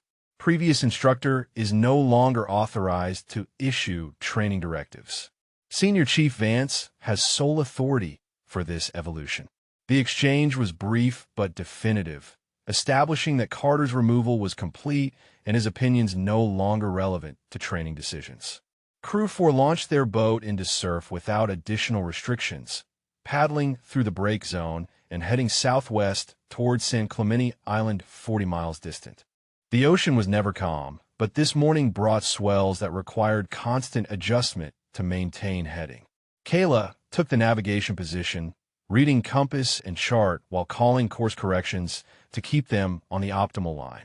The crew settled into rhythm, paddles synchronized and bodies working as the unit they had been forced to become through shared adversity. 2 hours into the crossing, weather deteriorated beyond forecast predictions. Swells built to 8 feet, wind picked up from the northwest, and water temperature dropped another degree as they moved into deeper ocean. Radio traffic increased as other crews reported conditions and requested guidance. Senior Chief Vance monitored from the command boat, making real-time decisions about whether to recall the evolution or allow crews to continue. 3 crews were given discretion to turn back if they assessed conditions as beyond their capability. Crew 4 and 1 other boat were in lead positions, having maintained better speed and heading through the increasingly difficult water. Vance's radio call came directly to their boat, asking Davis for crew assessment of whether they wanted to continue or return. Davis looked at his crew, reading exhaustion and determination in equal measure. They had come this far, had survived 5 days of Hell Week with one final challenge remaining. He made eye contact with each crew member, receiving nods that confirmed consensus before responding to Vance. Crew 4 continues, Senior Chief. We're in good position and crew is functional. The paddle to San Clemente took 6 hours, navigation complicated by shipping traffic that required them to cross established channels during periods of reduced visibility. Kayla's course corrections kept them clear of commercial vessels while maintaining the straightest line toward their destination. When the island finally appeared on the horizon, the crew's energy lifted despite their exhaustion. They had covered the outbound leg in conditions that 3 other crews had abandoned. The island beach brought mandatory 4-hour rest period, crews securing boats and attempting to recover before the return crossing. The other boat that had completed the outbound leg arrived 20 minutes after Crew 4, their crew clearly more exhausted and their boat showing damage from rough handling in the swells. Senior Chief Vance documented both crews' arrival times and noted Crew 4's superior performance in his log. Kayla used the rest period to check equipment and review the return route. Weather conditions for the crossing back would depend on afternoon wind patterns and whether the swells continued building. The crew ate cold rations and tried to sleep, knowing that the return journey would test whatever reserves remained after 5 days of continuous training. The return launch came at 1400 hours, afternoon sun providing better visibility, but also revealing the size of swells that had continued building throughout the day. The ocean looked hostile in full daylight, gray-green water rising and falling in patterns that required constant attention to avoid capsizing. Both crews launched together, providing mutual support for the crossing back to Coronado. Navigation became more challenging on the return, fatigue affecting decision-making and the need to paddle against prevailing currents burning through remaining energy. At the 2-hour mark, Kayla spotted movement in the water 500 yards off their course line. She called course correction to investigate, recognizing human form in the water when they closed to 200 yards. A swimmer from another training class had become separated from his group during a separate exercise, was treading water and showing signs of hypothermia after extended exposure. Crew 4 diverted fully to reach him, Thompson and Singh pulling the swimmer aboard while others maintained boat stability. The rescue added weight and a casualty requiring care, but abandoning a swimmer in distress was not an option any of them considered. The final crossing to Coronado Beach took 12 hours total with the rescue and the exhausted pace of a crew that had exceeded all reasonable limits of endurance. They crossed the finish line at 02:20, setting their boat on the sand and helping their rescued swimmer to medical care. Senior Chief Vance was waiting at the finish, his clipboard already showing the times and his expression revealing recognition of what they had accomplished. 18 hours and 35 minutes total time, including rest period. That's a new Class 347 record for this evolution. Rescue is documented and noted for commendation. Crew 4, secure your equipment and report for medical evaluation. Hayes approached personally to congratulate the crew, his presence at 0200 indicating he had stayed to witness their finish. He addressed them as a group, but his attention focused on Kayla for several seconds longer than the others. Outstanding performance under difficult conditions. The rescue shows exactly the kind of decision-making we want in operators. Well done. Carter was not present to log this achievement or to attempt some final sabotage. His absence was notable, a gap in the training environment that everyone recognized. The system had removed him, and the program had continued, proving that his authority had never been necessary despite his conviction that female candidates required his intervention to maintain standards. Medical evaluation showed Kayla's vitals superior to her starting condition despite 12 hours of continuous paddling in cold water. The corpsman documented this for the investigation file, adding one more data point to the comprehensive record of her physiological capabilities. Lieutenant Torres reviewed the data later and forwarded it to Dr. Chun with a note acknowledging that the genetic adaptation was not theoretical but demonstrably functional under extreme conditions. Class 347 secured from Hell Week that morning with a ceremony that acknowledged survival of the program's most brutal phase. 38 candidates had made it through, a survival rate higher than average that Senior Chief Vance attributed to strong class cohesion and mutual support. The brown shirts were awarded, candidates receiving them with expressions that mixed pride, exhaustion, and relief at having proven whatever they needed to prove. Kayla accepted hers from Rodriguez, the Command Master Chief's handshake firm, and his expression showing approval that required no words. She had completed Hell Week, carrying extra weight through systematically hostile conditions, and had finished by setting a new record while conducting a rescue that saved another service member's life. The achievement was documented, witnessed, and impossible to diminish through later revisionist narrative. 2 weeks of recovery time followed Hell Week before Phase 2 would begin. Candidates dispersed for leave or remained on base, recovering from injuries and exhaustion that 5.5 days of continuous training had inflicted. Martinez approached Kayla on the final day before leave began, his expression showing he had been planning this conversation. "I put in a request to be assigned to the same SEAL team as you after we graduate." His statement came direct and without preamble. "I spent Hell Week helping to sabotage your training because Carter ordered it. I'm going to spend the rest of my career making up for that by having your back in the teams. If you'll have me." She considered this for several seconds before responding. "You testified when it mattered.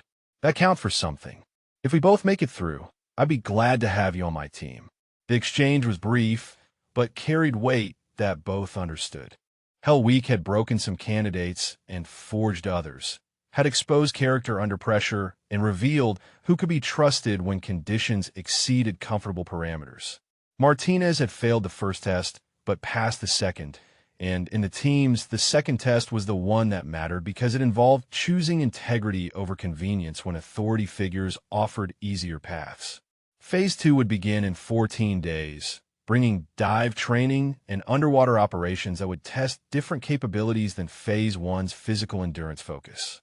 Kayla had proven she could survive systematic sabotage and still perform at record levels. The question remaining was whether the reformed system would hold, whether future challenges would be evaluated fairly, and whether her presence would eventually be accepted as normal rather than requiring constant validation through extraordinary achievement. For now, she had the brown shirt and the documented record of Hell Week completion under conditions harder than standard. She had testimony from multiple witnesses describing the sabotage she had overcome. She had physiological data showing genetic capabilities that explained her performance without diminishing it. And she had a crew that had learned through direct experience that capability mattered more than assumptions, that proving oneself through action was the only validation that survived contact with reality. The rest could wait for Phase 2. Tonight, Class 347 celebrated survival and prepared for whatever came next, knowing that the hardest test was behind them and that 38 candidates remained who had earned the right to continue toward the trident that marked completion of the full program. Among those 38 was one 18-year-old who had carried more weight than the others, but had refused to quit, and whose presence had forced the system to confront and correct misconduct that had persisted through institutional blindness for years. 2 weeks after Hell Week completion, Hayes received the formal findings from the Naval Special Warfare Command legal investigation. The document arrived classified and comprehensive, spanning 80 pages of evidence compilation, witness testimony analysis, and legal conclusions. He read through it methodically, recognizing the thoroughness that Rodriguez's initial documentation had enabled. The evidence confirmed systematic sabotage across a 6-week period. Equipment tampering had occurred on 8 separate occasions, each instance coordinated through supply requisitions that Pollock had signed under Carter's authorization.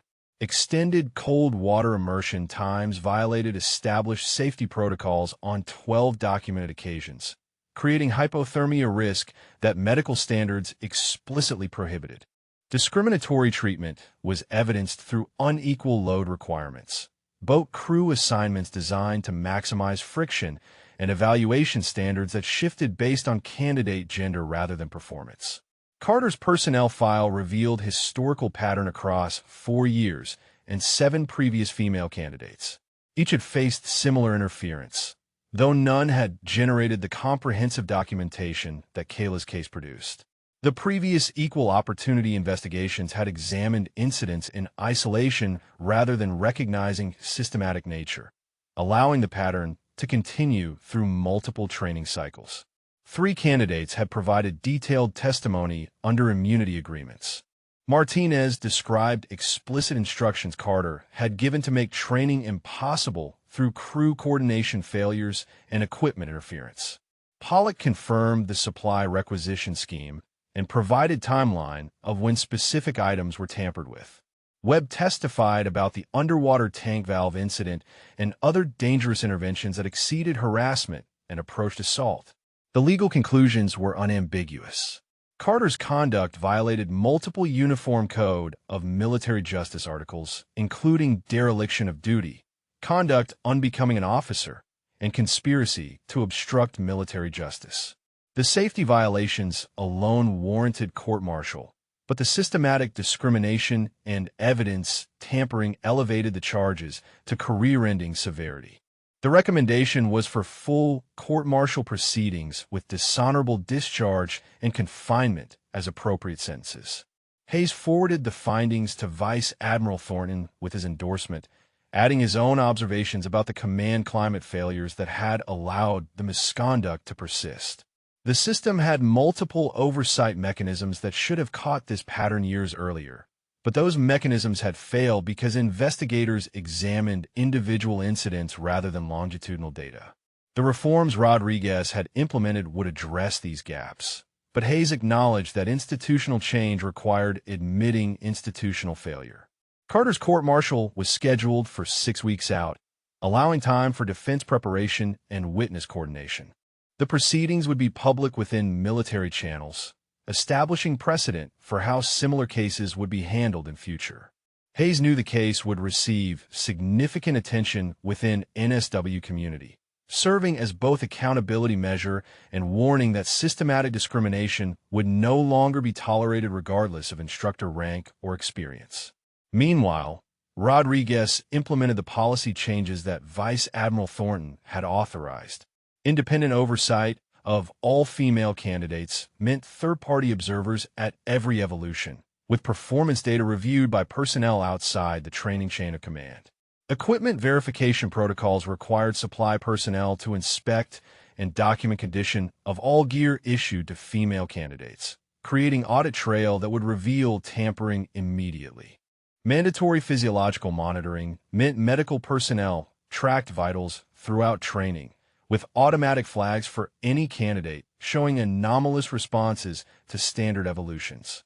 The reforms were comprehensive enough to prevent repetition of Carter's specific tactics, but also flexible enough to adapt as new forms of discrimination emerged. Rodriguez briefed the entire instructor cadre on the changes, making clear that command priority was fair evaluation regardless of candidate demographics. The briefing included specific examples from the investigation, sanitized to protect Kayla's privacy, but detailed enough to show exactly what conduct would result in career termination. Class 347 began Phase 2 training under these reformed conditions.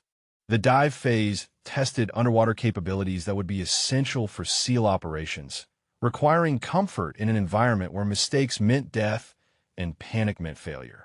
Candidates learned closed-circuit rebreather operation, underwater navigation, and the kind of extended bottom time that separated casual divers from military operators. Kayla's genetic advantages proved relevant in this phase. Her enhanced oxygen processing meant she could extend bottom time beyond standard parameters. Her cold tolerance allowed her to maintain fine motor control in water that degraded other candidates' capabilities, and her efficiency under hypoxic conditions gave her margins that made complex tasks achievable where others struggled. The advantages were natural rather than artificial, but they were undeniable and visible to anyone watching her performance. The new instructor team treated these advantages the same as they treated any candidate's physical gifts. Tall candidates had reach advantages on obstacle courses. Candidates with swimming backgrounds had technique advantages in water. Candidates with enhanced oxygen processing had endurance advantages in low-air environments. All were natural variations in human capability. All were evaluated against standard performance metrics, and none triggered different standards or special scrutiny. First dive evolution required candidates to navigate underwater course using compass and pace count, exactly like land navigation, but complicated by neutral buoyancy and limited visibility. Kayla completed the course in record time, her navigation precise and her air consumption minimal. Senior Chief Vance logged her performance without comment or qualifier, the time standing as achievement rather than anomaly requiring explanation. Pool competency testing moved to complex scenarios involving equipment failures, buddy breathing, and emergency ascent from depth. These evolutions tested whether candidates could maintain composure when their primary life support system failed and survival required immediate correct action. Kayla's performance was consistently strong, her calm under pressure evident in video footage that showed her methodically working through emergency procedures while other candidates showed visible stress responses. Martinez and his former boat crew requested to remain together for Phase 2, their Hell Week experience having created bonds that the program recognized as valuable. Hayes approved the request, understanding that team cohesion built through adversity was exactly what SEAL teams required. The crew that had initially resented Kayla's presence now actively supported her, their loyalty earned through witnessing her carry disproportionate weight without complaint. 3 weeks into Phase 2, Rodriguez called Kayla to his office for what he described as administrative update. She arrived to find not just Rodriguez, but also Hayes and Lieutenant Torres, the gathering suggesting this involved more than routine paperwork. Hayes gestured for her to sit, his expression serious but not hostile.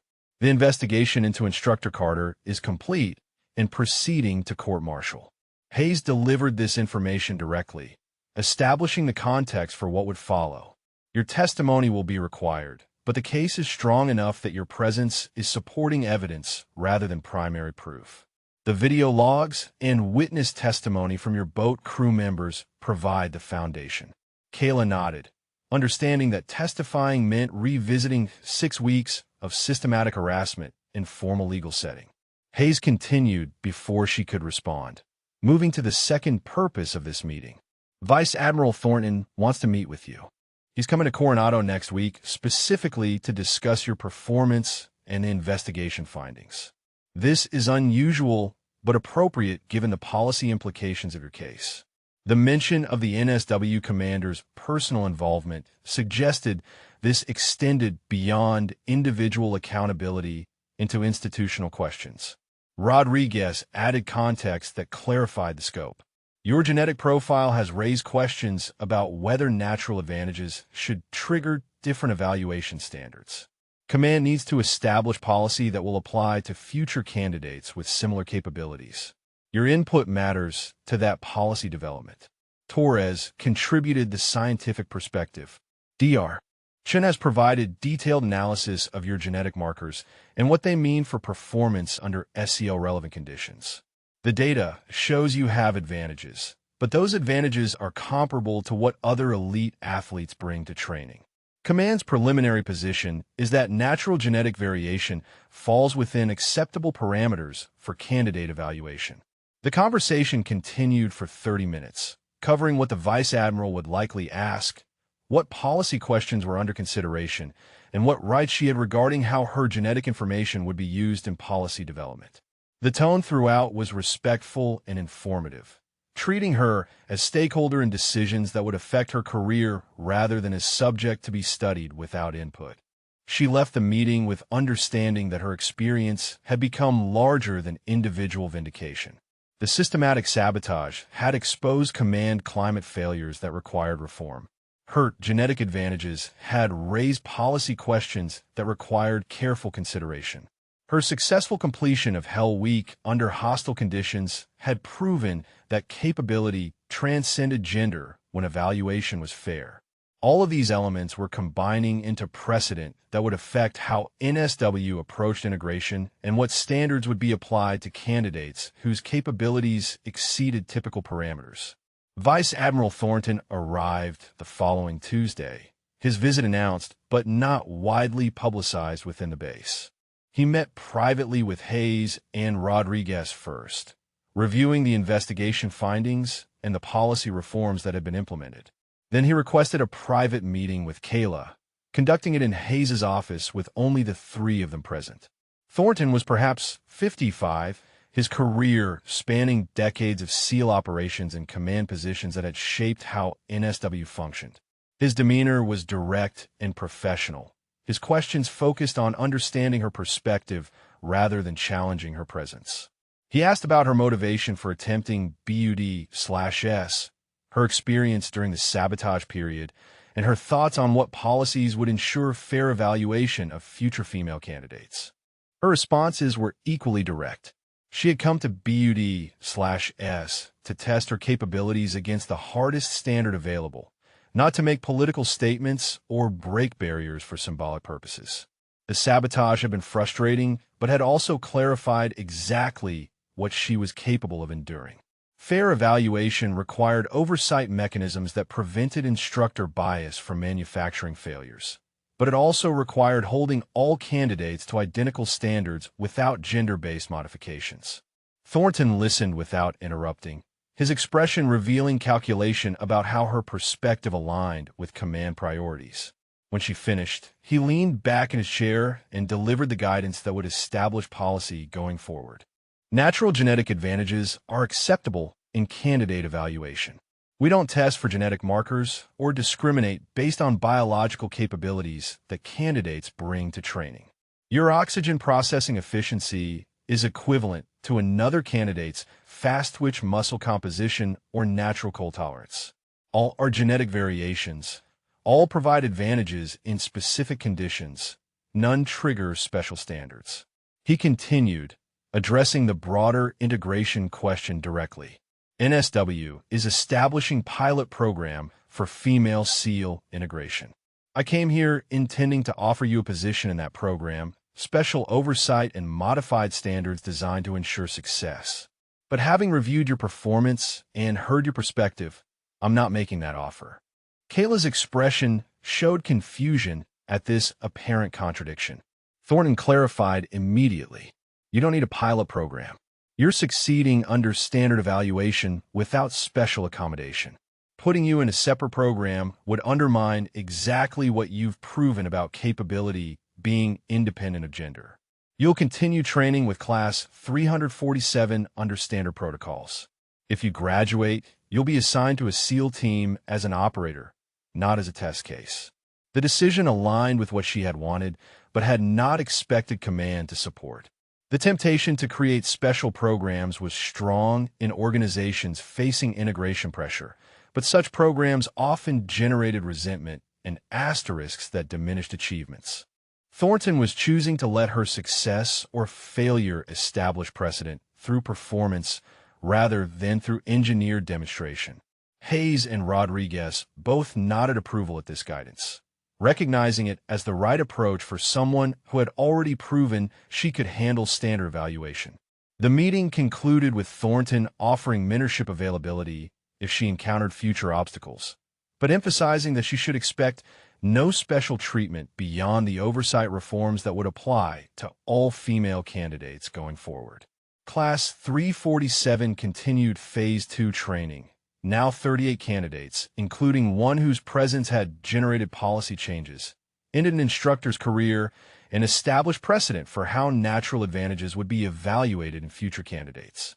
The reforms were institutional, the accountability was public, and the message was clear that capability would be measured through performance rather than assumptions about what gender could or could not achieve under extreme conditions. Phase 2 training shifted focus from raw endurance to technical competence, testing whether candidates could master complex skills while maintaining the mental toughness Phase 1 had established.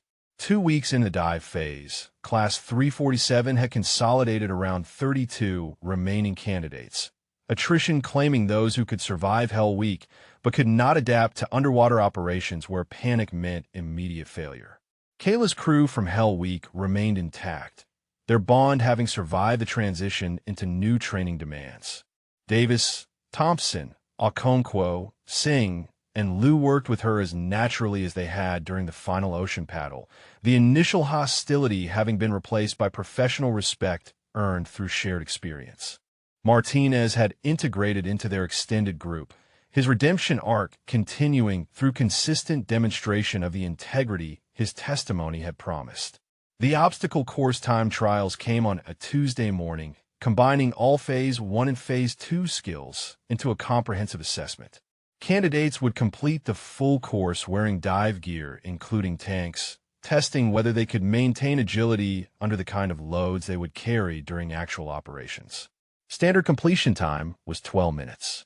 Records were maintained going back 20 years, providing historical context for exceptional performance. Kayla approached the course with the same methodical preparation she brought to every evolution. The extra weight of dive equipment changed center of gravity and restricted range of motion, requiring adaptation of techniques that worked with lighter loads. She studied the course layout, identifying where the tank would create problems and planning movements that would compensate for the additional mass. The starting horn sent her forward into the first obstacle, a 12-foot wall that required explosive upward movement to reach the top. The tank added 40 pounds to her body weight, but her legs had adapted to carrying the 15-pound medical pack through Hell Week, and the additional mass was manageable. She cleared the wall and moved to the cargo net, climbing with efficiency that kept momentum constant. The over-under thruft section that had been the site of Martinez's interference during Phase 1 now passed without incident. The new instructor team, maintaining neutrality that allowed performance to speak without artificial obstacles. Balance beams tested whether candidates could maintain control with altered center of gravity, the dive tank making each step a calculated risk of falling and having to restart the section. Kayla's time at the halfway point was 5 minutes and 40 seconds, well ahead of pace for a record attempt. The rope climb came next, 30 feet of vertical ascent, while carrying full equipment. Her grip strength had been built through thousands of training repetitions in Colorado, preparation that now paid dividends as she climbed with steady rhythm despite the tank pulling her backwards. The final section required candidates to low crawl under barbed wire for 50 yards, then sprint to the finish line. The dive tank made crawling awkward, scraping against the ground and catching on obstacles designed to slow progress. She maintained contact with the ground and pushed through, emerging at the far end and accelerating into the final sprint. The finish line clock showed 9 minutes and 53 seconds when she crossed.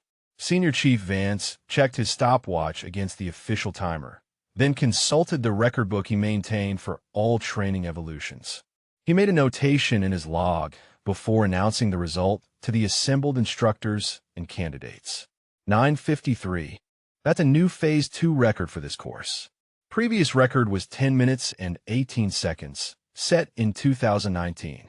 The achievement was documented without fanfare, simply noted as fact in the training records. Other candidates completed their runs throughout the morning, none approaching the time Kayla had set. Martinez finished at 11 minutes and 12 seconds, placing him third overall for the day and confirming that his capabilities extended beyond the sabotage role Carter had assigned him during Phase 1. Afternoon brought underwater navigation testing in open ocean, candidates deploying from boats and navigating to checkpoints marked on the seafloor using only compass and timer. The evolution tested whether skills learned in pool environments would transfer to operational conditions where visibility was limited and currents complicated dead reckoning calculations. Kayla entered the water with her assigned course plotted on her dive slate. The bottom was 40 feet down, visibility perhaps 15 feet in the murky coastal water. She descended to depth, oriented herself using compass, and began the swim to her first checkpoint. The cold water that had been weaponed during Carter's sabotage campaign was now neutral environment where her genetic advantages provided operational benefit without triggering scrutiny. Her first checkpoint was a weighted marker placed 200 yards northeast of the entry point. She reached it in 6 minutes, her navigation accurate enough that the marker appeared in her visibility range without need for searching. The second checkpoint required course correction for current, a calculation she made based on drift she had felt during the first leg. The adjustment proved accurate, bringing her to the second marker with minimal deviation. The third checkpoint tested whether candidates could maintain navigation accuracy over extended distance and time. 500 yards southeast from the second marker, the swim requiring careful pace counting and constant course verification. Kayla surfaced at the designated location to find the marker buoy within 10 feet of her position. Senior Chief Vance observed from the safety boat, noting her precision with approval that would be reflected in her evaluation report. Evening formation brought an announcement that shifted the context for everything Class 347 was accomplishing. Senior Chief Vance stood before the assembled candidates, his expression revealing that what he was about to say carried weight beyond routine training updates. Carter's court-martial concluded today. The findings were guilty on all charges. He's been sentenced to dishonorable discharge, reduction to E1, and 18 months confinement. The news landed on candidates who had witnessed the systematic sabotage, even if most had not understood its full extent. Justice had been delivered, accountability had been established, and the message was clear that instructor misconduct would result in career destruction rather than quiet reassignment. Martinez's expression showed satisfaction mixed with vindication, his decision to testify having contributed to outcome that he could defend as right despite the personal cost of breaking instructor loyalty. Rodriguez addressed the class next, his role as candidate oversight coordinator giving him authority to speak on policy implications. The reforms implemented after the investigation are now permanent protocol.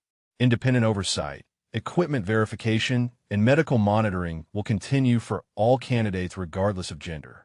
The goal is to ensure that what one member of your class experienced never happens again. Phase 2 training continued through the following weeks. Candidates mastering skills that would define their capabilities as SEAL operators. Underwater demolitions, close quarters combat, advanced navigation, and the kind of problem-solving under pressure that could not be taught through lectures, but only developed through repeated exposure to scenarios designed to reveal weaknesses and force adaptation. Kayla's performance remained consistently strong across all evolutions. The 50-meter underwater swim on a single breath concluded at 67 meters, breaking the Phase 2 record that had stood for 8 years. Combined obstacle course and rifle qualification resulted in perfect marksmanship score achieved in the fastest time recorded, a third record for someone who had arrived at BUD/S as the youngest and least experienced candidate in Class 347. Medical Officer Torres documented each performance, forwarding data to Dr. Chun, who maintained academic interest in how genetic advantages manifested under operational conditions. The research value was significant, but Torres ensured that Kayla's participation remained voluntary and that her genetic information would not be disclosed beyond the medical and scientific personnel who needed it for legitimate research purposes. Vice Admiral Thornton received updates on her progress through regular reports Hayes submitted as part of Class 347 oversight. The reports noted 3 records broken, consistent excellence across diverse skill sets, and integration into her boat crew that suggested she was being evaluated as operator rather than as experiment. Thornton forwarded these updates to senior NSW leadership with notation that the decision to continue standard evaluation rather than create special program was proving correct. Martinez approached Kayla one evening after training secured, his expression showing he had been considering this conversation for several days. I talked to my detailer about SEAL team assignments after graduation. Requested Team 3, same as you. Figure if we're going to work together, might as well start from day one. She acknowledged this with a nod, understanding that his request represented commitment extending beyond training environment into operational career. The teams would test whether their Hell Week experience translated into the kind of trust that mattered during actual missions. But his willingness to stake his assignment on that possibility spoke to conviction he had developed about her capabilities. Class 347 approached the end of Phase 2 with 30 candidates remaining, each having proven they could master technical skills while maintaining the mental toughness that Phase 1 had tested to destruction.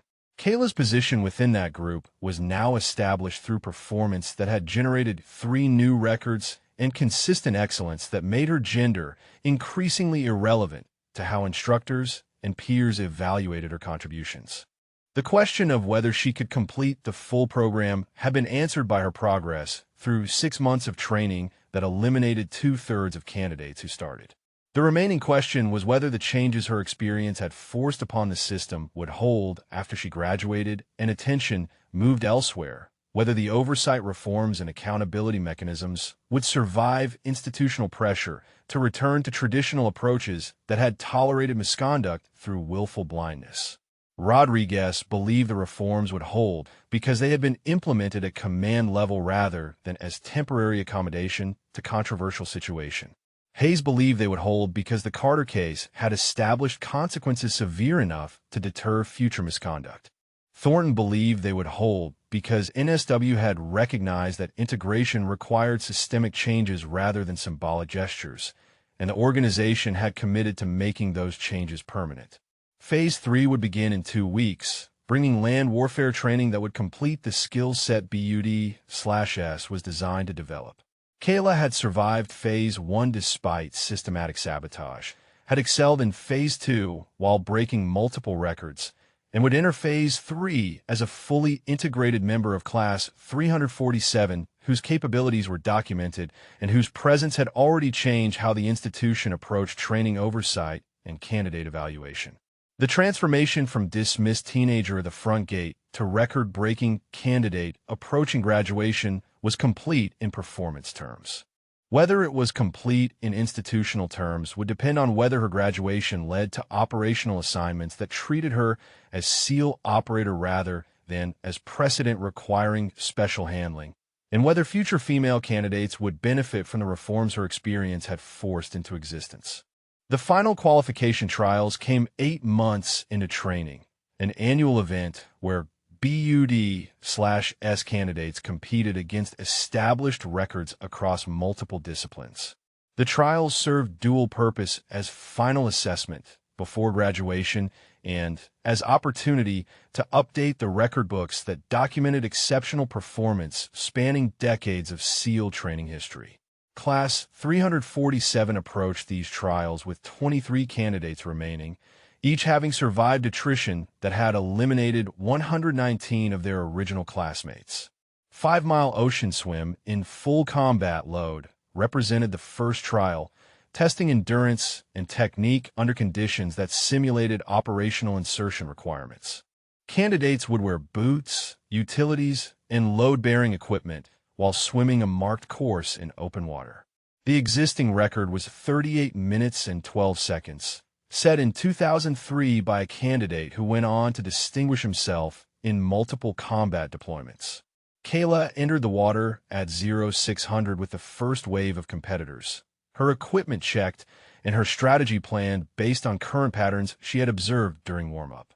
The load created significant drag, requiring efficient stroke mechanics to maintain speed against water resistance that increased exponentially with poor technique.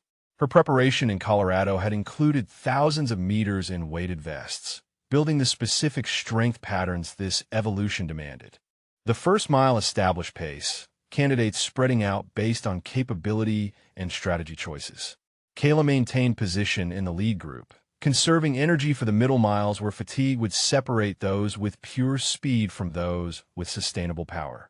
The Pacific was calm this morning, swells minimal and visibility good, conditions that favored strong swimmers over those who relied on rougher water to mask technique deficiencies. At the 3-mile mark, she moved into second place, her pace steady while the early leader began showing signs of unsustainable effort. The final 2 miles became a test of who had managed their energy expenditure correctly and who had the physiological capacity to maintain output when their body demanded rest. Her genetic advantages in oxygen processing became relevant here, allowing her to sustain effort that others could only maintain for shorter durations. She took the lead at 4 miles and held it through the final kilometer, crossing the finish line with a time of 36 minutes and 48 seconds. Senior Chief Vance logged the result with notation that a 20-year facility record had just been broken by significant margin. The achievement was witnessed by Hayes and Rodriguez, both present to observe the trials and document performances that would be included in graduation evaluations. 50-meter underwater swim on single breath came next, conducted in the dive tank under controlled conditions that allowed precise measurement. The existing Phase 2 record was 53 meters, a mark Kayla had already exceeded during regular training. The trial gave her opportunity to establish an official record under observation that would make it part of the permanent record books. She descended to bottom at 12 feet, oriented herself along the measured course, and began swimming with minimal movement to conserve oxygen. The technique required efficiency over power, every unnecessary motion burning air that could otherwise extend range.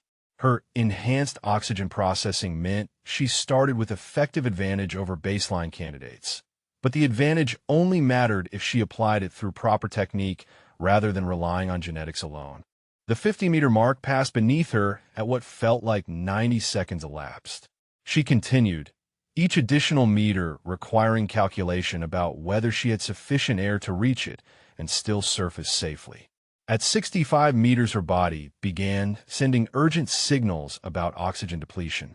She pushed to 67 meters before beginning controlled descent that brought her surface with empty lungs, but successful completion. Senior Chief Vance recorded 67 meters, noting that the previous record had been exceeded by 14 meters and that this represented exceptional performance, even accounting for her documented genetic advantages. Lieutenant Torres documented her physiological response, adding data to the research file that would inform future understanding of how altitude adaptation translated to underwater capability. Combined obstacle course and rifle qualification represented the final trial, testing whether candidates could maintain marksmanship precision immediately after maximum physical exertion. The course required full obstacle run followed by immediate transition to rifle range, where candidates would engage targets at multiple distances under time pressure. The existing combined record considered both obstacle time and shooting accuracy, weighted to reward perfect scores achieved quickly. Kayla completed the obstacle course in 9 minutes and 51 seconds, 2 seconds faster than her previous record. She transitioned immediately to the rifle range, her breathing elevated and her muscles fatigued from the course exertion. The targets required engagement at 50, 100, and 200 meters, 5 rounds each distance with scoring based on accuracy and time. Her breathing controlled despite the exertion, the discipline developed through hundreds of training sessions taking over when her body wanted to rush. Each trigger pull was deliberate, each sight picture verified before she committed to the shot. The 50-meter targets received 5 hits in the center ring. 100 meters, 5 hits center ring. 200 meters, 5 hits center ring. Perfect score achieved in 2 minutes and 38 seconds from course completion to final shot. Senior Chief Vance verified the targets before announcing the result. Perfect score, fastest combined time in Phase 2 history. Previous record was 3 minutes and 12 seconds with 1 shot outside center ring. The notation went into the record books with acknowledgement that Class 347 had produced performance that exceeded historical standards. Hayes and Rodriguez reviewed the compiled results that afternoon, their analysis including not just the 3 records but also the context of systematic sabotage Kayla had overcome to reach this point. Hayes drafted a summary for Vice Admiral Thornton that placed the achievements in proper perspective. She broke 3 facility records in 1 day while carrying the burden of being the first female candidate to progress this far through BUD/S. The performance speaks to both exceptional capability and exceptional character. Vice Admiral Thornton received this report with attention to its implications for the integration pilot program he was developing. Command guidance had been to evaluate natural advantages the same as any candidate's genetic gifts, and the evidence supported that her advantages, while significant, were being properly channeled through training rather than creating unfair competition. Her records were legitimate achievements rather than artifacts of genetic enhancement, earned through preparation and execution rather than biology alone. Thornton contacted Hayes directly, Unusual for an admiral to engage with officer 3 levels below his command, but appropriate given the policy significance of this case. I need to meet with Chun again before graduation. Not about her training, which is clearly successful, but about the path forward. She's about to become the first female SEAL, and that comes with implications beyond her individual assignment. The meeting took place 3 days later in Hayes' office, with Rodriguez present as candidate oversight coordinator. Thornton addressed Kayla directly, his tone conveying respect for what she had accomplished, while also establishing that the conversation involved responsibilities extending beyond personal achievement. You're going to graduate at the top of your class academically and second overall in combined rankings. That's extraordinary under any circumstances, exceptional given what you've faced during Phase 1. He continued, moving to the purpose of this meeting. Naval Special Warfare is establishing full gender integration of the SEAL program based on the proof of concept your performance has provided. 8 female candidates are currently in BUD/S pipeline, 2 in Phase 2. They'll benefit from the oversight reforms your case generated, but they'll also face scrutiny and pressure that comes with being early in integration process. Kayla listened without interrupting, understanding that her role was to receive guidance rather than debate command decisions. Thornton's next statement clarified what he needed from her. I'm not asking you to be spokesperson or symbol. Your job is to be a SEAL operator, nothing more. But I am asking you to understand that your performance over the next several years will influence how seriously the institution takes integration. If you succeed operationally, it validates the policy. If you fail, it provides ammunition to those who opposed integration from start. The weight of that responsibility was significant, but Kayla had understood from her first day at Coronado that her presence carried implications beyond individual career. She responded with the clarity that had characterized her approach throughout training. Sir, I came here to earn the Trident and serve in a SEAL team. The fact that my performance will influence policy decisions is understood and accepted, but it won't change my focus. I'll do the job I was trained to do and let the results speak for themselves. Thornton nodded approval, recognizing in her response the same straightforward competence that her training record documented. He concluded the meeting with guidance about post-graduation assignments. You'll complete SEAL qualification training with your class, then receive assignment to SEAL Team 3 as you requested. No special handling, no separate standards, no test program. You'll be an operator evaluated on performance like every other team member. Martinez received similar guidance when his turn came for career counseling, his request for Team 3 assignment approved based on his strong performance throughout training and his testimony during the Carter investigation. The assignment coordinator noted that his willingness to break instructor loyalty in favor of integrity suggested leadership qualities the teams valued, and that his boat crew's recommendation carried significant weight in assignment decisions. Class 347 moved toward graduation with 23 candidates whose survival through 8 months of BUD/S marked them as having passed the most rigorous military selection process in existence. Among those 23 was the candidate who had broken in on the first day to skepticism and hostility, who had survived systematic sabotage while setting records, and who would graduate with performance that made her gender increasingly irrelevant to how her capabilities were assessed. The institutional transformation was not yet complete, but it was underway. Reforms were in place, accountability had been established, and precedent had been set that future female candidates would benefit from. Whether the transformation would hold long-term remained to be seen, but the foundation had been laid through documentation too comprehensive to ignore and achievements too significant to dismiss. Graduation ceremony was scheduled for 10 days out, giving candidates brief respite before the final symbolic recognition of what they had accomplished. Kayla spent that time preparing equipment, reviewing the SEAL qualification training schedule that would follow graduation, and recognizing that completing BUD/S was not the end of the journey, but rather the qualification to begin the actual mission of serving as a SEAL operator in combat. The question that had brought her to Coronado 8 months earlier had been answered definitively. She could complete BUD/S, could survive the systematic resistance, could perform at levels that set new standards for the program.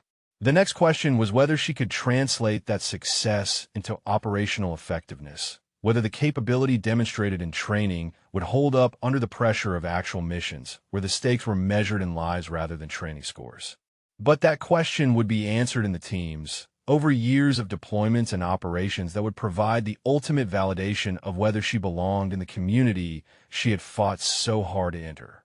For now, graduation approached, and with it the recognition that 23 candidates had earned the right to continue their journey toward the trident that marked completion of the full SEAL training pipeline. BUD/S graduation ceremony took place on a Friday morning in late October, 8 months after Class 347 had begun the journey that only 23 of 142 candidates would complete. The ceremony was held on the grinder, where formation had occurred every morning, where Carter had first singled Kayla out for public scrutiny, and where the class had assembled through phases that tested them in ways that preparation could anticipate but never fully replicate. Families filled the observation area, parents and siblings and significant others who had watched from a distance as their candidates disappeared into a program that made no promises about who would emerge. Hayes stood at the podium, his remarks focused on the class's performance and the standards they had maintained through 8 months of continuous evaluation. Class 347 demonstrated exceptional cohesion and mutual support throughout training. Your survival rate of 16% is above average, indicating strong class culture and effective leadership among your members. You faced challenges both traditional and unprecedented, and you maintained standards that honor the teams you're about to join. He continued, addressing the specific achievement that everyone present understood carried historical significance. This class includes the first female candidate to complete BUD/S, a milestone that required not just individual capability, but institutional willingness to ensure fair evaluation. Petty Officer Chun earned her position through performance that set 3 facility records and demonstrated exactly the capabilities we seek in SEAL operators.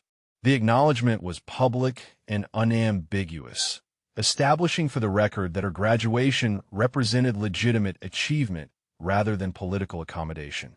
Hayes moved to academic and physical rankings, noting that Kayla had graduated first academically and second overall in combined performance metrics. Martinez had placed 7th overall, his strong finish validating the redemption arc his testimony and subsequent performance had earned. Rodriguez conducted the trident pinning ceremony, each candidate stepping forward to receive the symbol that marked completion of BUD/S and authorization to continue toward full SEAL qualification. When Kayla's turn came, Rodriguez's expression showed pride that extended beyond professional approval. He pinned the trident to her uniform and delivered the words that every graduate heard, but which carried additional weight in her case. You earned this the hardest way possible. Wear it with the knowledge that you prove capability transcends assumptions and that your performance changed how this institution approaches training oversight. The ceremony continued through all 23 graduates, families applauding and cameras documenting the moment that represented culmination of preparation spanning years before candidates ever arrived at Coronado. Martinez received his trident with visible emotion, his journey having included both failure and redemption in ways that made the symbol meaningful beyond its role as training completion marker.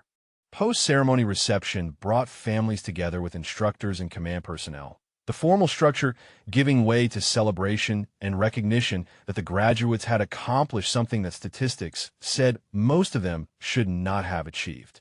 Davis, Thompson, Okonkwo, Singh, and Liu remained together with Kayla and Martinez, their boat crew having become a unit that would remain connected through careers that might span decades.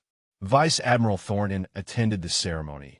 Unusual for the NSW commander to be present at individual class graduation, but appropriate given the policy implications of this particular class. He spoke briefly with Kayla during the reception, his words focused on operational future rather than training achievement. SEAL qualification training starts in 3 weeks. Complete it the same way you completed BUD/S, with focus on the work rather than the symbolism. After that, Team 3 is expecting you. The commanding officer knows your record and has no concerns about your integration into the team. 3 months later, Kayla completed SEAL qualification training, the advanced course that transformed BUD/S graduates into qualified operators. The training covered advanced weapons, tactical medicine, mission planning, and the specialized skills that differentiated SEALs from other special operations forces. She graduated in the top quarter of her SQT class, her performance consistent with the capability she had demonstrated throughout the selection pipeline. Assignment to SEAL Team 3 came with orders to report to the team's headquarters in Coronado for integration into a platoon preparing for deployment. The team's executive officer conducted her check-in, his evaluation direct and focused on operational concerns rather than political considerations. You'll be assigned to 2nd Platoon. They deploy in 6 months. Your boat crew from BUD/S requested assignment together, and we approved it. You'll integrate as an operator, same standards and expectations as everyone else on the team. Martinez arrived the same day, his assignment to 2nd Platoon putting him in the same operational unit, where they would finally test whether the bonds formed through training would translate to the trust required during actual missions. The platoon's chief, a veteran with 4 combat deployments, gathered the new arrivals for initial briefing that established the culture and expectations. BUD/S qualified you to be here. What you do in this platoon over the next 6 months determines whether you deploy with us. We train to standard, we maintain discipline, and we take care of each other downrange. Nothing else matters. Questions? The training cycle that followed tested whether Kayla's capabilities would hold up under operational conditions that more closely resembled actual missions than BUD/S evolutions had. Close quarters battle, combat diving, parachute operations, and mission planning exercises compressed into 6 months of preparation for a deployment that would take them to an undisclosed location for 7 months of operations. Her performance remained consistent. The genetic advantages that had generated records during BUD/S translating into operational capability that made her valuable team member rather than accommodation requiring special handling. The platoon chief's initial skepticism eroded over weeks of watching her maintain pace during ruck marches, execute room clearing with precision that matched the veterans, and demonstrate the kind of calm under pressure that could not be trained but only revealed through exposure to stress. 6 months after joining the team, 2nd Platoon deployed to operational theater classified in the briefings but understood by everyone involved to be active combat zone, where SEAL teams have been operating continuously for over a decade. The deployment brought 6 combat operations over 7 months, missions requiring the capabilities that have been tested and refined through the training cycle. Kayla performed 6 combat operations without incident requiring special accommodation or generating concern from leadership. Her first direct action mission came 2 months into deployment, a target interdiction requiring fast rope insertion from helicopters and immediate engagement of hostile forces. She executed her assigned role, took fire, returned fire effectively, and extracted with her team when the objective was secured. The Navy Achievement Medal she received for that deployment cited professional performance under combat conditions, the language carefully neutral about gender while acknowledging competence that met operational standards. The medal went into her service record alongside notations about her role in multiple successful missions, documentation that she had proven capable in the environment that mattered most. 1 year after graduation, Rodriguez received notification that Naval Special Warfare Command was implementing full gender integration based on successful proof of concept. The policy announcement cited statistical analysis showing that candidates who completed training performed effectively in operational assignments regardless of gender, and that the oversight reforms implemented after the Carter investigation had proven effective at ensuring fair evaluation. 8 female candidates were currently in BUD/S pipeline, with 2 having completed Phase 2 and appearing likely to graduate. The institutional transformation that Kayla's experience had forced into motion was continuing, each subsequent female candidate benefiting from reforms that made systematic discrimination more difficult to execute and easier to detect when attempted. Rodriguez contacted Kayla through official channels, his message brief but carrying the weight of recognition that her journey had accomplished more than individual success. 3 female candidates will graduate BUD/S this year. They faced normal training challenges rather than systematic sabotage. The reforms held. Your performance in the teams validated the integration policy. Well done, Petty Officer Chun. Martinez completed his first deployment alongside her, his performance earning strong evaluations from leadership and completing the redemption arc that his testimony during the investigation had begun. The assignment coordinator who had approved their joint placement noted in his file that the decision to place former boat crew members together had proven correct, that the bonds formed through shared adversity had translated into effective operational partnerships.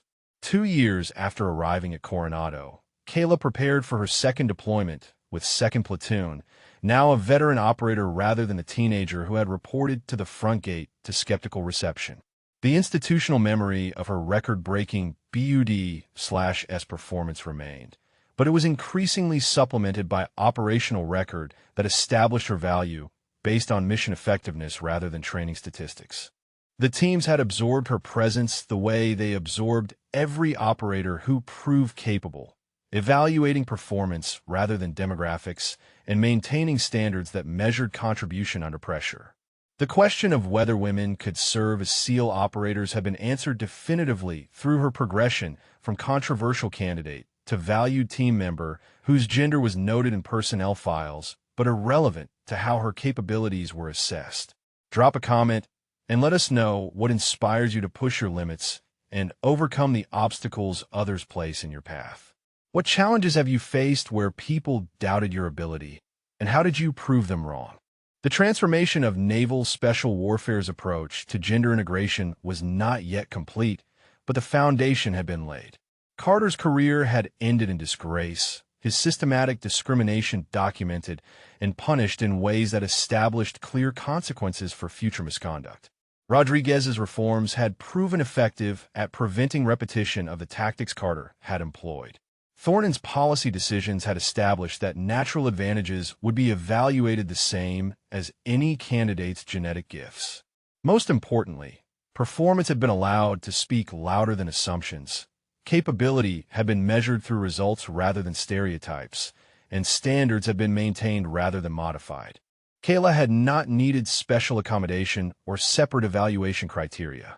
She had needed only what every candidate deserved: fair evaluation, appropriate oversight, and opportunity to prove capability through performance rather than being eliminated through manufactured obstacles. The teenager who had wondered if she was capable had become the operator who knew exactly what she could accomplish when given legitimate opportunity to demonstrate it. The question had never been whether women could meet SEAL standards. The question had been whether the institution would evaluate them fairly enough to find out. In that question, through 8 months of systematic documentation and 2 years of operational validation, had finally been answered in the only way that mattered.